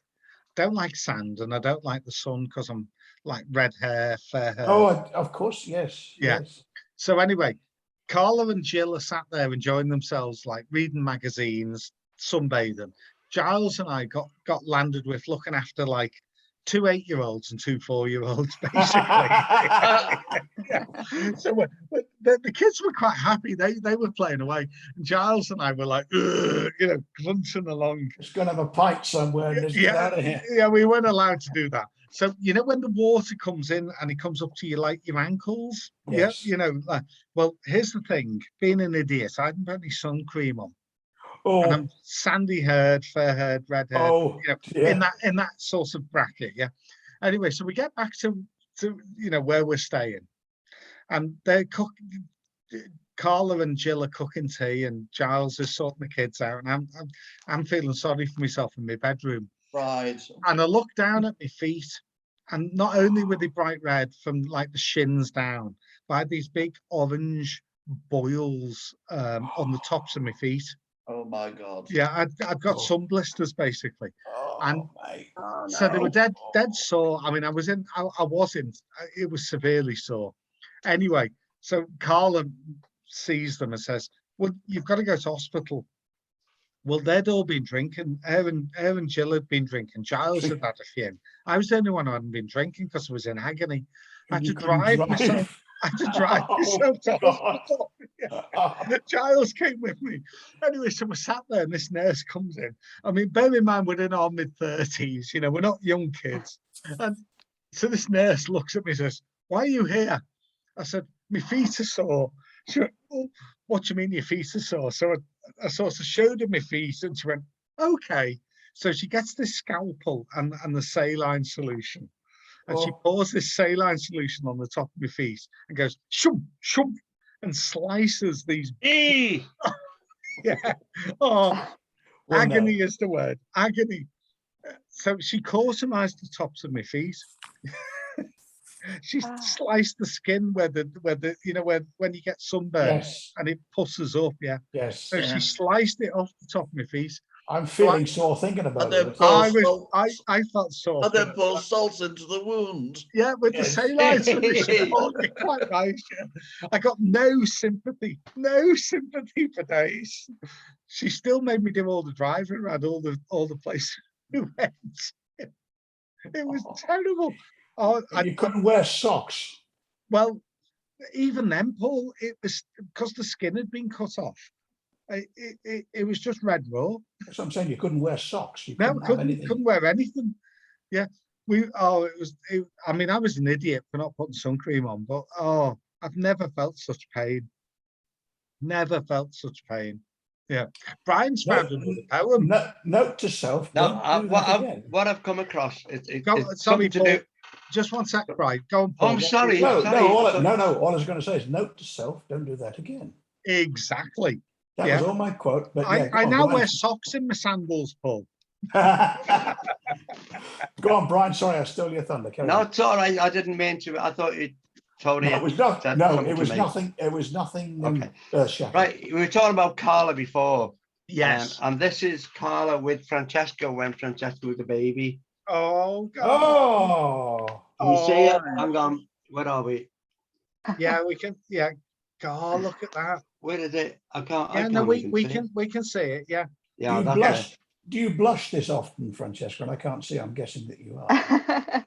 Fran, you must be about 6 weeks old there. You were tiny little Papa. She was a little Papa. That's how much Carla loved Francesca when she was little. Yeah. You know, probably would still love her now.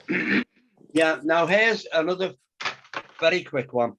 Carla used to have Irish wolfhounds, and this one was called Pagan. Francesca loved him, and Pagan loved him. And she used to sit between Pagan's legs, but not on this photograph. But there's Pagan in the front. See him? Yeah, you can see the eyes. He's a massive dog, Paul. Okay. Yeah. And he's a big Irish wolfhound, a big grey one, laying on the floor with his legs spread apart. Carla Lane has got Francesca in her arms. I'm sitting next to Carla. But I did take photographs of Pagan sitting in the hall with his legs apart at the front and Francesca sitting underneath him. His chin was on top of Francesca's head. Yeah. And he was like a giant to Francesca, but he didn't hurt her at all. No. He's just wonderful. Yeah, and I don't know where that photograph's gone. Carla would have had him well trained, I suspect. So it's just wonderful. Wonderful. What a wonderful thing, though, Brian. It's been a wonderful thing to hear this. And what a wonderful thing. What a wonderful thing to say that you knew Carla Lane. Well, do you know the best thing for me? Because we got on so well, I was the only outsider that was invited to Carla Lane's mother's funeral. Really? And I was invited to be pallbearer. Really? Wow. And it was just like a massive honor for me. Oh, Paul, Brian, that is fact. That is fact. Because Carla's mum used to, I'd ring her up nearly every day to see how she was. And she had a lovely high voice. Brian, like that, you know. Why aren't you coming to see me? And I'd say, well, I was there yesterday. I went to see you. Well, you can come today, can't you? And I'd say, well, if you want me to. But it's a bit late now, you know. And she'd go, well, that doesn't matter. And I'd say, oh, okay. And at the time, I only had this old little red car and I didn't have any money for petrol, hardly at all. So I'd have to, you know, when you run the engine and then you have to cruise the engine, then you turn the engine off and carry on. You know, yeah. You did that recently. You did that though years ago. Everyone was doing that. And so I'd get there, and it was like one night. It was 8:30, and she'd asked me to come up, and I said it's a bit late. Oh, it's all right, like that. So I went there, went in the house, and she'd open the door, and she'd go, what do you want? And I'd say, you just asked me to come up. And she went, do you know what time it is? And I'd say, yeah, I told you it was late. Oh, well, I suppose you better come in, she said. Right? And then I'd go in the house and she'd say, well, while you're here, you can make a cup of tea and I'll have 2 sugars in, or whatever it was at the time. Make a cup of tea then while you're here and I'll have one with you, like that. And it was just wonderful, absolutely wonderful. And we'd sit there and talk and talk and talk. And I had just got a tape cassette, a little one, you know, the little tiny... Like a Walkman or whatever. Yeah, no, you know, for talking into. Oh, a dictaphone. like A dictaphone. It was a dictaphone. And I just got one. And I was there one night with her mum. And I got this thing and I said, this is a dictaphone, blah, blah, blah, blah, blah. You know, she said, what does it do? And I told her. Every night, every time I seen her, she'd always tell me her life story, which is wonderful, which I don't indulge to anyone. And she'd tell me a lot of the same things, which is wonderful.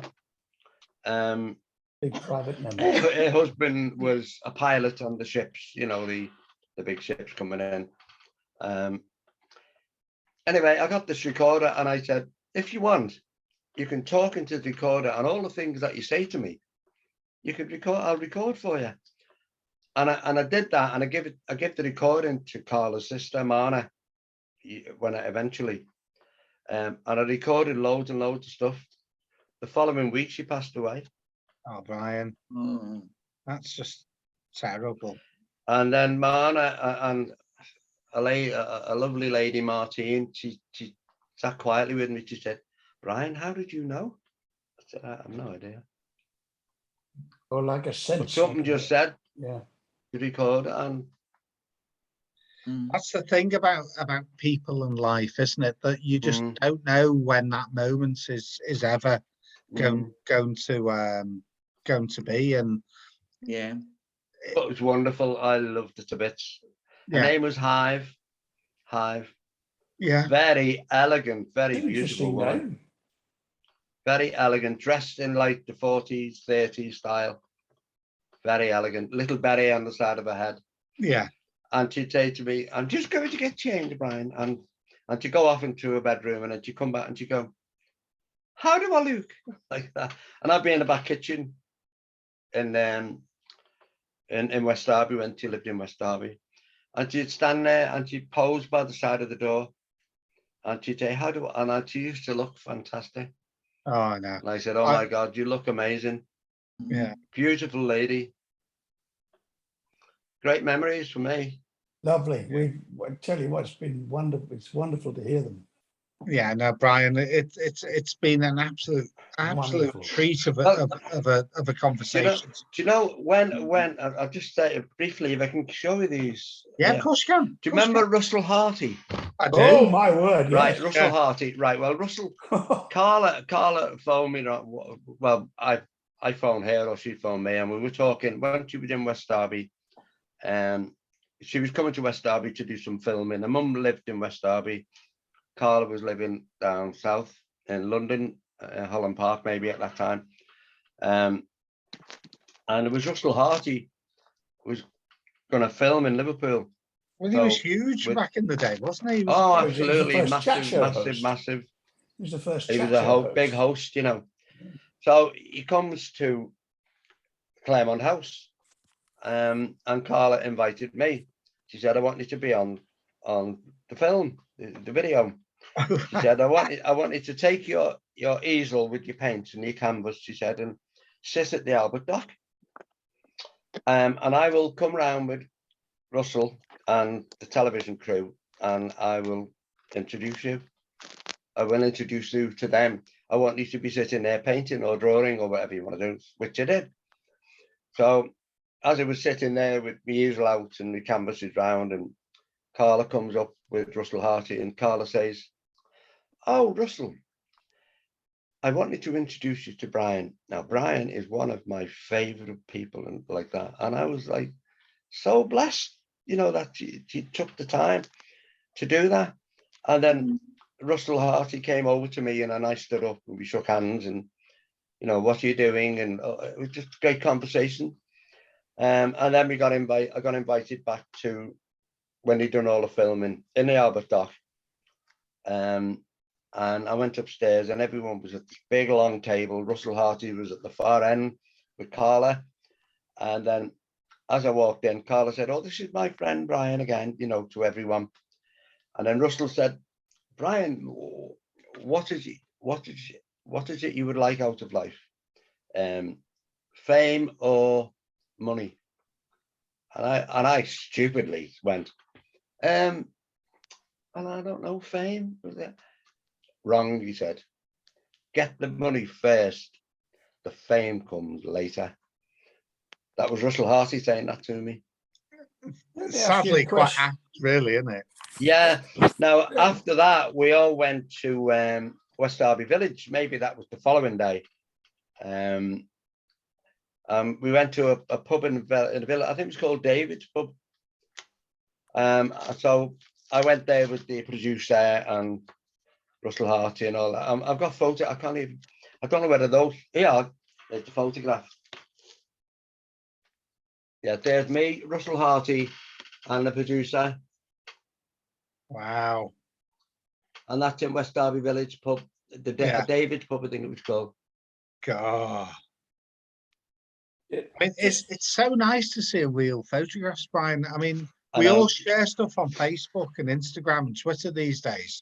Yeah. And none of it's real because it's shared and then it's gone. And you've got the original, genuine, taken at the time prints and they're so important. Well, just a quick question. John Paul B, yeah, just a question off the back of this. Something you said there, Brian, and it struck me. I wonder, and tonight we'll only scratch the surface of your life, which is extraordinary. I wonder if there's times when you're home at night and you're going to bed and you think, and you're lying in bed and you have to pinch yourself and think, did all that really happen to me? Yeah, many times.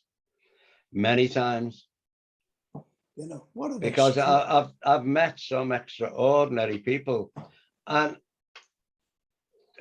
many of them have just gone on to be like world famous.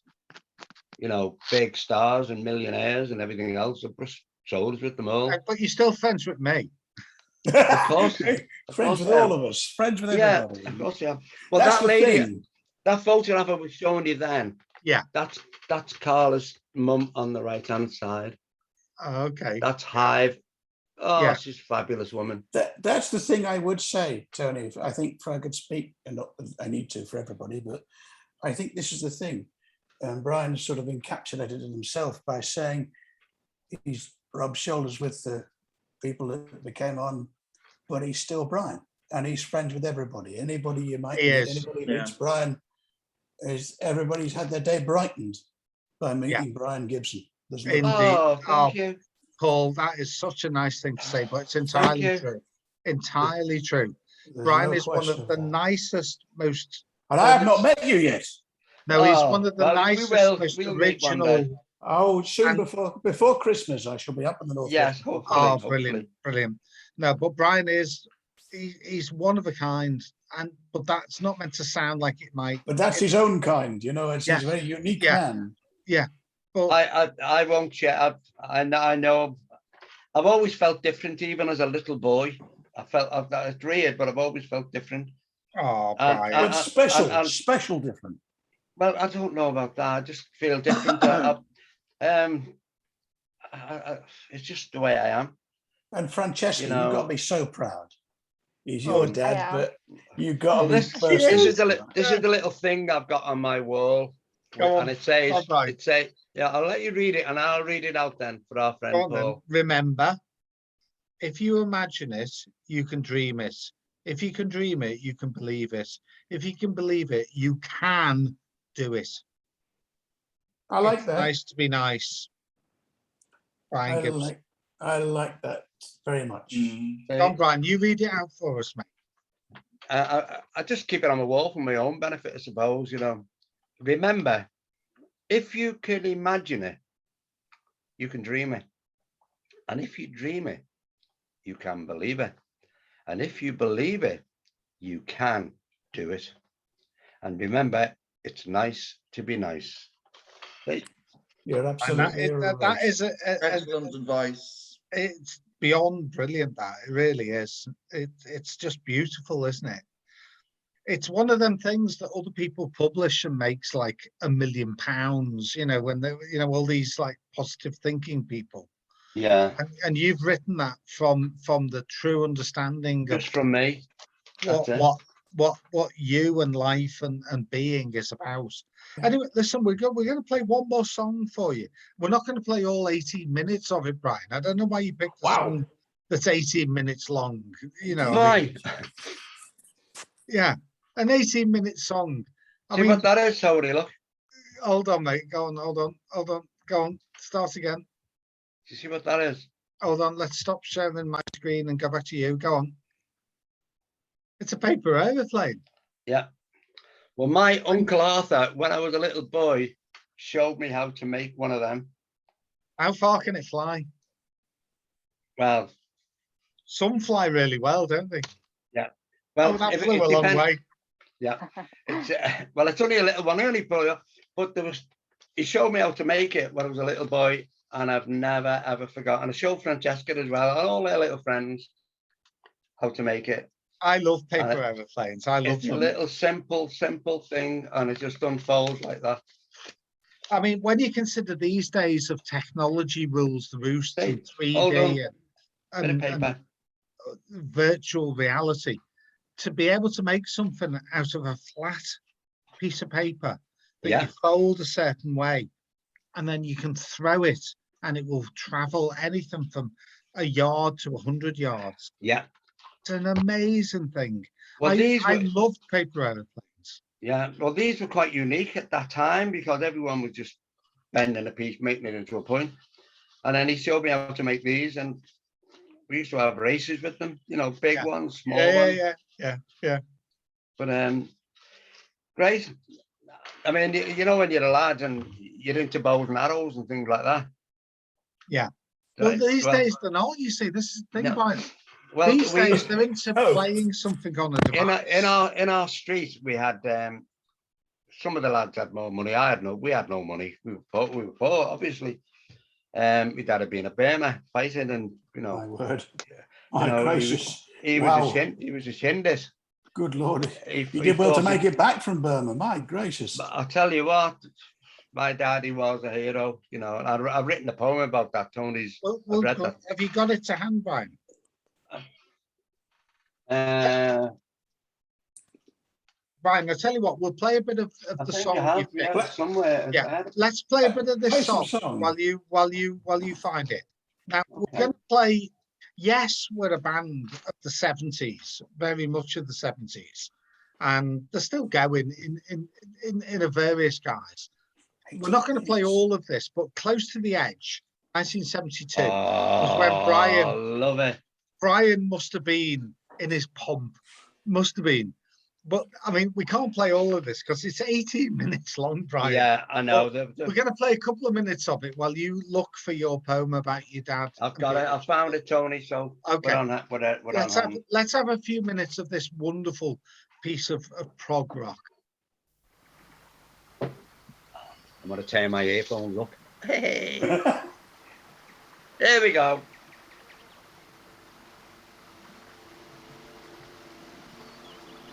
Oh, I just love Yes.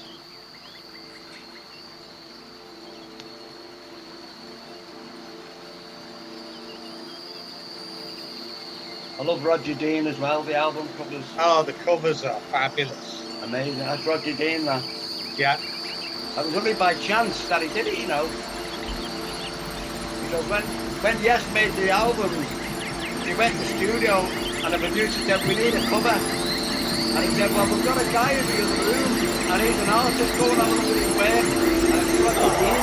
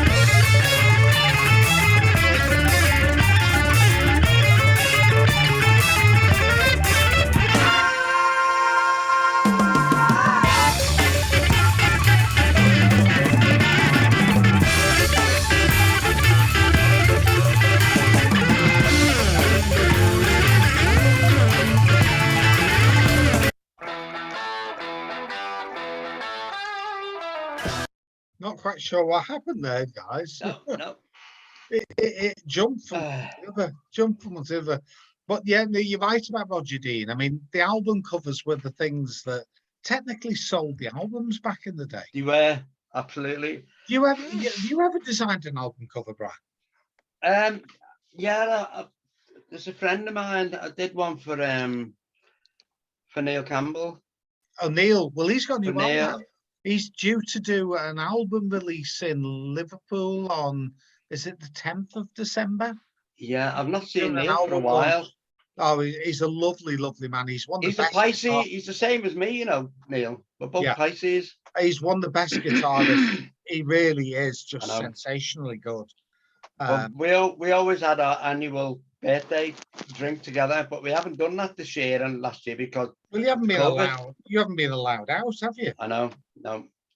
So we will get back on track for doing that. And he's definitely got a new album out, and he's launching it in Liverpool, I think on the 10th of December. Yeah. I'm not sure where. But Brian, recently you've got friends with other musicians, including I think Elkie Brooks, saxophone player. Yeah, Mike Smith. Smith, yeah. And Kevin, your mate and Kevin McCann. Fabulous man, Kevin McCann. So he can dance inside a tin can. McCann. You banged on for years about the tunnels, the crikey, yeah. tunnels. I see where you're going. Yeah. I see where you go. Yeah. Please tell us more before we get to the Doctor Who moment. All right. Well, Joseph Williamson, he came as a lad to Liverpool. From people say it was from up north, others have said it was from Warrington. But I think it's from up north now. What do you call up north? Yeah, up Scotland way. Way. Right. And he got a job in a tobacco factory called Tate Tobacco Factory at that time. And he worked his way up in the business. He ended up meeting meeting the daughter of the owner, and they got married, and then eventually he took the whole place over. It was his business. It was at the time of the Napoleonic War. Okay, all the men were away fighting. He started buying lots of properties because he was like a millionaire then, which will be billionaire now. Billionaire by now, you know that. But he had a lot of money, and so he bought property and he would rent it out. And then he started excavating the sandstone. He lived in Mason Street. He had a big house in Mason Street, and he would go through the cellar of his house, and eventually he cut, with the aid of lots of the soldiers that came back from the Napoleonic War. He would employ them. He would give them jobs. They were too proud to take money for nothing. So he would make work for them. If he had a well in the back of his house, he'd say, "You hand the bucket and lower it down, and then you pull it up with water in, and then the other guy put the water back, and I'll pay you a day's wage each. There's some wood over there. You cut that in half. You give it to him. You put it back together, and I'll pay you the wage." And so he ended up creating 7.5 miles of tunnels underneath Edge Hill. There's lots of them are not discovered yet, but there are those that are discovered. And a friend of mine, Steve Moran, who Francesca knew very well, along with me, he started excavating in the tunnels. And it's gone down. He passed away a couple of years ago, to Steve. Wonderful guy, but he'd started all this digging off, and they've gone down 4 levels under the ground to over like 250, nearly 300 years ago, with all the artifacts that they've dug up. You know, the tunnels have been blocked up by people building on top of them and filling them with rubbish. But anyway, cutting the story short, well, 5 years, I managed to get 2 classical guitarist and violinist who Tony knew very, very well, called 10 Strings Duo, to perform a little concert in the tunnels. And that was like, say, 4 or 5 years ago. But recently, I managed to get heads together. Kevin McCann, Mike Smith, Elkie Brooks, is saxophonist. Kevin McCann is a teacher of guitar, brilliant guitar. And then in turn, each of them got somebody else in. So we've got different musicians to perform underground in the tunnels. Another guy came in, Charlie, who is a filmmaker, video, audio, all that. He's just brilliant. And I put a DVD together, and it's out on CD, and we did it for charity. So Brian, we're gonna play you personally in the Williamson's tunnels, okay, with Mike and Kevin, okay, singing a monumental piece of music. Oh, I love this song. I love it. This as the title sequence says, all audio is the natural acoustic sound from the there's absolutely no technical anything rubbish. It's the natural sound of the tunnel. Yeah, so that's it. Just set microphones up and that's all. Yeah, so we're going to end tonight pretty much with this. This is Uncle Brian Gibson singing Novus with Mike Smith on soprano saxophone, Kevin McCann on guitar, in Joseph Williamson's tunnels, the Mole of Edge Hill, as he was called. Yeah. Yeah. Well, this was recorded years ago by Placido Domingo. Yeah. Right, and Santana. So and so they asked me to do a song, and I thought, well, I'm going to come right out my comfort zone here. But we did it in one take. Yeah. So, I mean, for those that you don't know, I mean, without meaning to make it sound the wrong way, Brian is approaching 80. To be able to perform like this at that age and sound like he's 30 it's a truly amazing thing. So, folks, I want you to see this. I want you to hear this. This is on YouTube. It's on the Friends of Williamson's Tunnels YouTube channel. It's Uncle Brian Gibson, as I call him. I love it. I love you saying that. He is like an uncle to me. Thanks, Tony. Mike Smith, who's Elkie Buck's saxophone player. Kevin McCann is genuinely a brilliant guitarist and tutor. One of my friends, Frank, is having lessons with him, and he's gone from being someone who's never known what a guitar looks like to playing a guitar in a year. So Kevin McCann is a brilliant guitarist. The man. Like Brian said, Placido Domingo and Carlos Santana, who is one of the best guitarists ever in the world, did a version of this. But this is Uncle Brian, and it's Mike, it's Kevin, and you're going to enjoy it.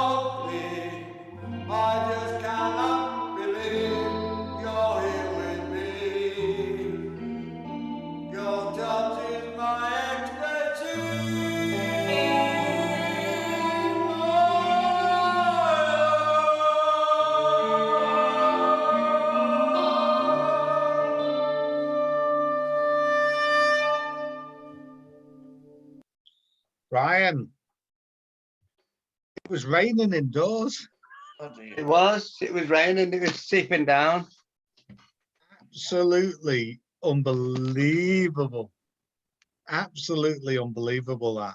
I mean, just the fact that you could do it, let alone where you did it.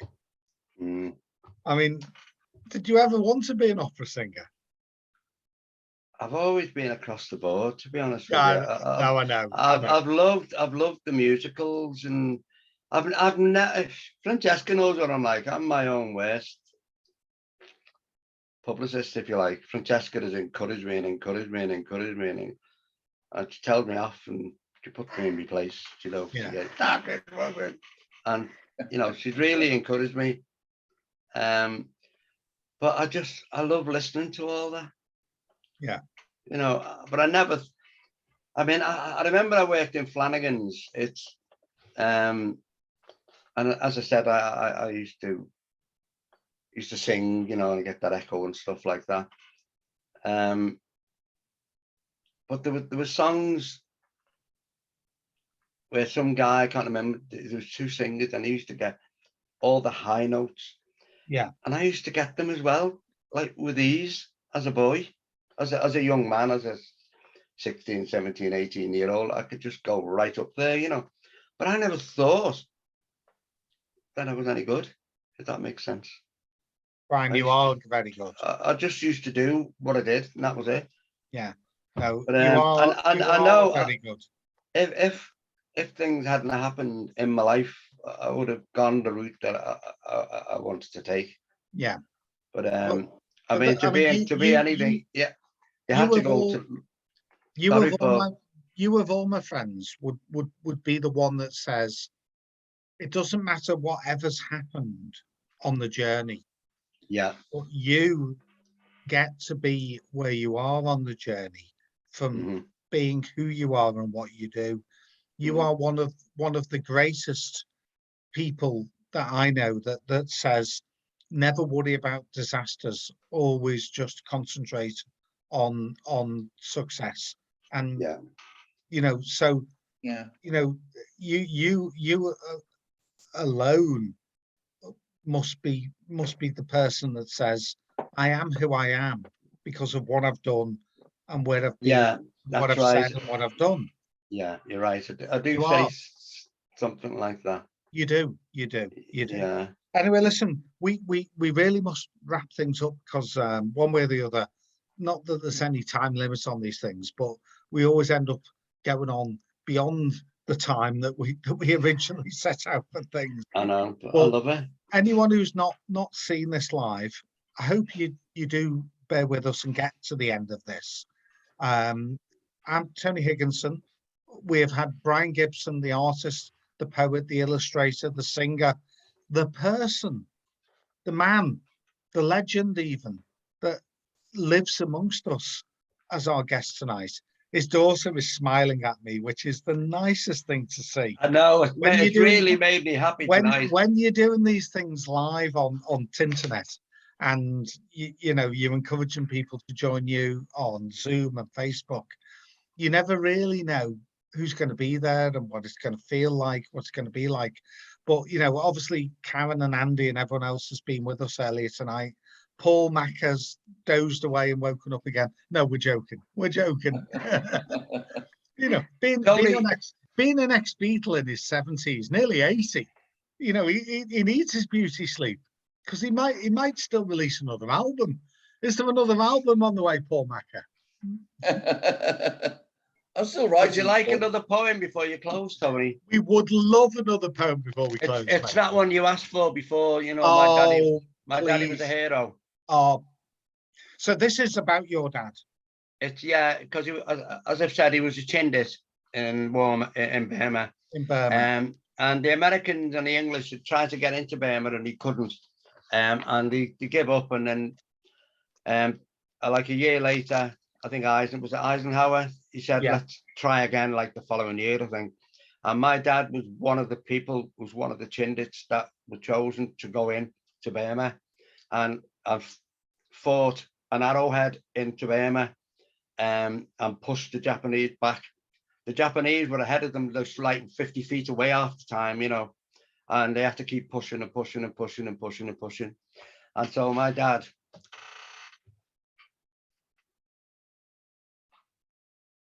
Go on, Brian.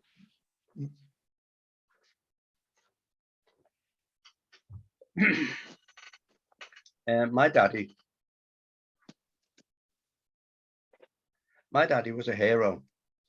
He fought in World War II. He didn't do it for himself. He did it for me and you. He had to leave his family behind while he went off to war. As a Chindit in Special Forces to fight the Japanese, he fought his way through Burma with an elite group of men, and half of them he went with were never seen again. Slaughtered in an ambush when Dad returned to base, he had to seek and find the ones responsible and help to seal their fate. Two tried to ambush Dad one day when his men sat all around. They were greasing and cleaning their weapons, all strewn around the ground. They were sitting in a clearing when the Japanese showed their heads, popping up from behind some bushes, ready to fill Dad's men with lead. They knew they'd caught them unawares, and the Japs raised their rifles high, pointing them while laughing and mocking and taunting. Dad and his men froze, paralyzed. They knew there was nothing they could do, no sudden move could make. They all just sat there, motionless, with just a breath to take. The Japs arced their rifles left and right, sweeping this way and that. And I can't imagine what went through the men's minds as they waited for the rat-tat-tat. With only part of rifles in their greasy hands, and none of them wanted to lose their lives in this godforsaken land. The jungle sounds could still be heard above the scathing jibes, and every soldier searched their minds for ways to stay alive. With none of their weapons assembled, yet some of them did try to secretly walk their fingers to weapons rather than to die. The clearing where this all took place was small, but close at hand was a Gurkha, not 10 feet away from where the Japs did stand. A sideward step with lightning speed withdrew his crooked blade. The sun reflected and gleamed on it as towards the Japs it came. Split second, it was back in sheath. The British shoulders, jaws all fell. Oh no, the Gurkhas missed the Japs, were sure to go to hell. All time stood still. A moment passed, you could not hear a sound. The men all stared in disbelief at what they had just seen. As the Japanese rifles still pointed at them, with their hands on the triggers to squeeze, their sickly grinning faces sent shivers down their spines. As all their lives passed before them, they didn't want to die. No one knew just what to do, each one too scared to move. The Gurkha still stood standing, both feet set astride, then suddenly started to laugh out loud as though he had lost his mind. He slowly moved once more again towards the Japanese. He placed his foot upon the shoulder of the first, a short, sharp kick. Their bodies moved without a sound, but the heads of the Japanese soldiers rolled off and thud, thud, thudded as they both hit the ground.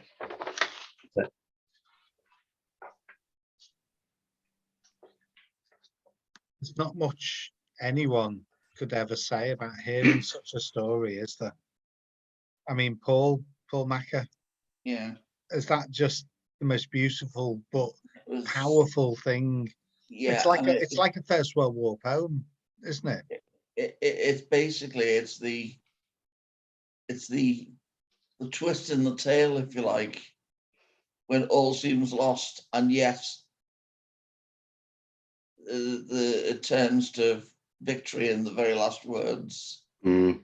Brian, it's an amazing piece of writing. It's Thank you, Tony. truly stunning. Francesca's crying, I think. It is emotional, isn't it? It's hugely emotional. I mean, it is just as good as anything that Wilfred Owen or Siegfried Sassoon wrote in 1918. It's Brian. It is brilliant. You've really eventually at some point got to get it published in I'd love to. in some form. You know, I'd love to. It took a long time, but that to come out. It took all these years. And you know, Francesca, every week when you've not been with us, all he's written are love poems. He doesn't write love poems though. He writes some lovely love poems. He writes some lovely love poems. Who the fuck I knew? Who the ladies I do not know. You know, they influence me in it. But no, Brian, honestly, that is it's a sensational piece. It really is. Got a daft poem, a very quick one. Yeah. It's called Wiggle Down to Wigan. I've done this one before.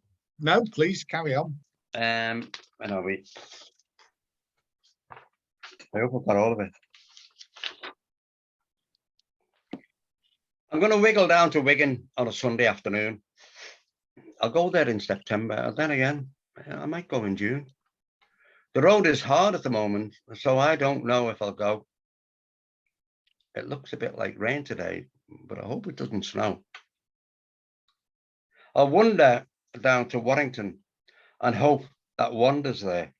She cooks my little Willie sausages, and slowly she fondles with my hair. I shall run to Runcorn roundabout and skim round Scammell, and then I will halt at Halton Castle and take the Mersey Rail. Now, Wig is land to place to go, just by Windmill Hill. The dragons are all dizzy there to give the kids a thrill. That ram's bottom needs a toilet roll. Not a pretty sight. The ewes have all abandoned him because he ate some laxatives last night. There's no point to this poem, as you might all well have guessed. So I'm going to put my pen down now because my poor brain needs a rest. Brian, that is brilliant. That is truly brilliant. I mean, I hope everyone who's been with us for all of, part of, or any of tonight has enjoyed hearing and meeting Uncle Brian Gibson. He is a legend.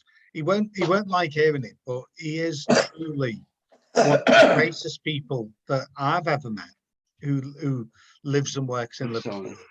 And I just wish more people knew, not just knew who Brian is and what he does, but knows what other people we know do and say and write and create. It upsets me in a polite way that there's so many people out there that don't know who lives near them and does what they do near them and creates what they do near them, and they'll all go on that they want things, and you know that they don't realize what is amongst them, you know. So oh, look at Francesca's got a nice cup of tea there. Well, it's a cup of Horlicks. Horlicks!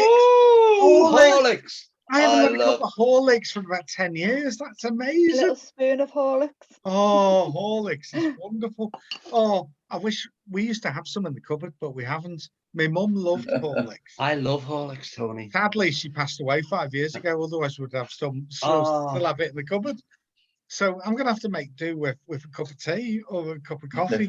Horlicks is the business. Oh, Horlicks. Lovely. Brian, just to tie the knot between the beginning and the end, you mentioned you lived in Worsley Street. Wesley Crescent. Wesley Crescent. Yeah. And that last poem was from Wigan. where I lived in Worsley Mains for a couple of years. Oh, really?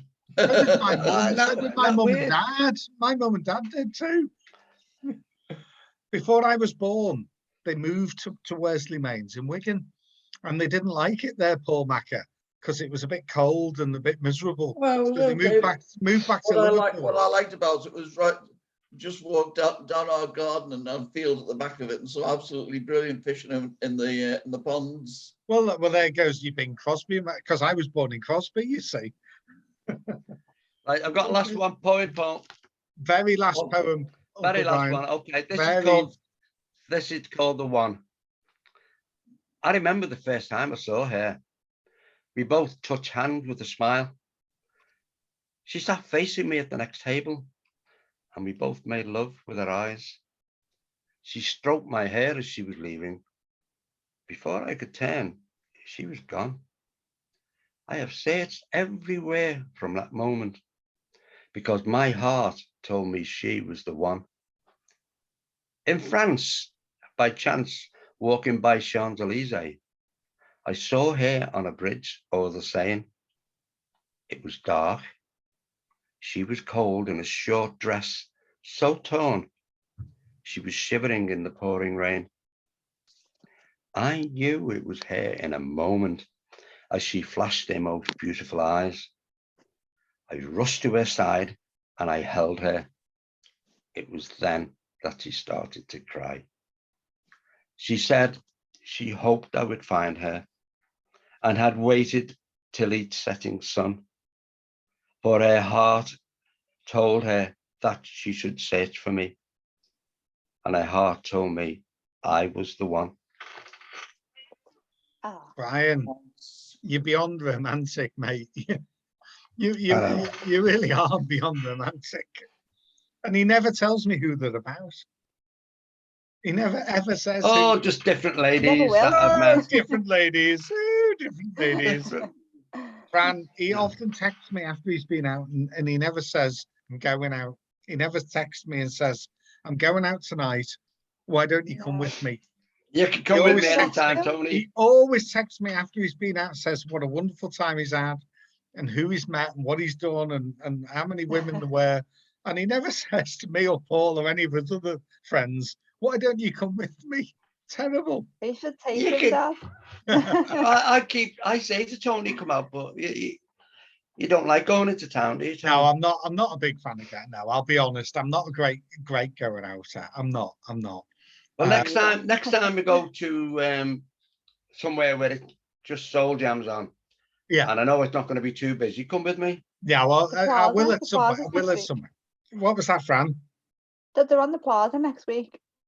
In Crosby? Yeah. Soul Jam. Yeah, they are. Okay. Yeah. Oh, well, we Joanne might be able to manage. Oh, we might be able to manage that then.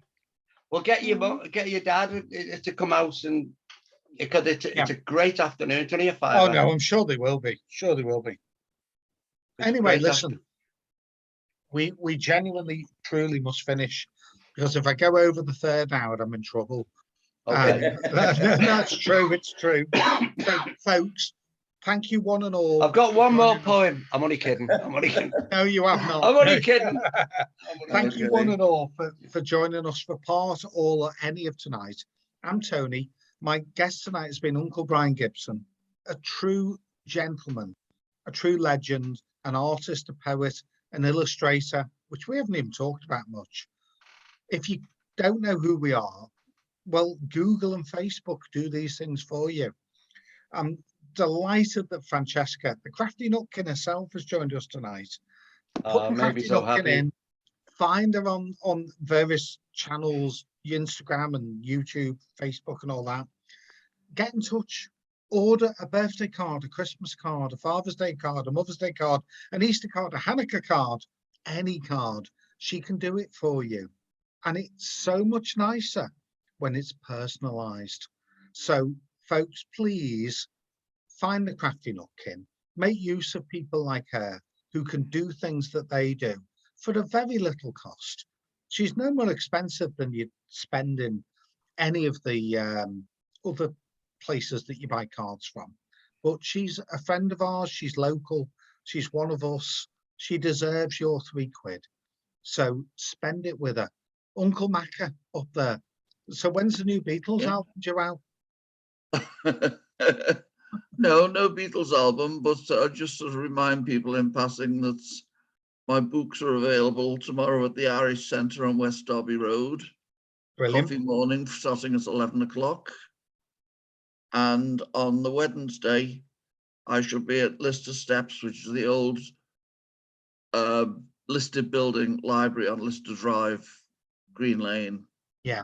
And I'll be there in the afternoon, 1 It's o'clock. a Carnegie library, that, isn't it? It is, yes. Yeah. That was why they weren't allowed to knock it down. That They was my did a old really school good library. job. No, They made well, a really good job of turning it into a community centre. It's Yeah. really nice. it's superb. I drove past it on Sunday with my dad, and I said, "Is that the library you went to when you were a boy?" And he went, "Yeah." And That was mine. That was That's mine. the thing. It's been there for 80 years or more, probably more like 100 years, and it's still there, and it's still there for you. And you can meet people like Paul, and you can go in and have a cup of tea. You can have a cake, a biscuit. You can have a chat. You can meet people who write, people who draw. You can be a person who writes or draws, and that's what we need. We need the community to be all of everything for all of us. Anyway, folks, we really, really, really must go because I will be in trouble. I will speak to you all soon, and I will see you all next Monday, if not before. Thank you, Tony. Take Thank you. Uncle Brian, it's past your Thank you. bedtime. Past I your know. bedtime, Uncle I Brian. know. I know. Brian, thank you. Thank you very much, Tony, Speak to you all soon. Francesca, Paul, Okey-dokey. Paul, and Andrew. Bye. Andrew's gone, hasn't he? Oh, Bye-bye. they've gone off to early nights. The lightweights.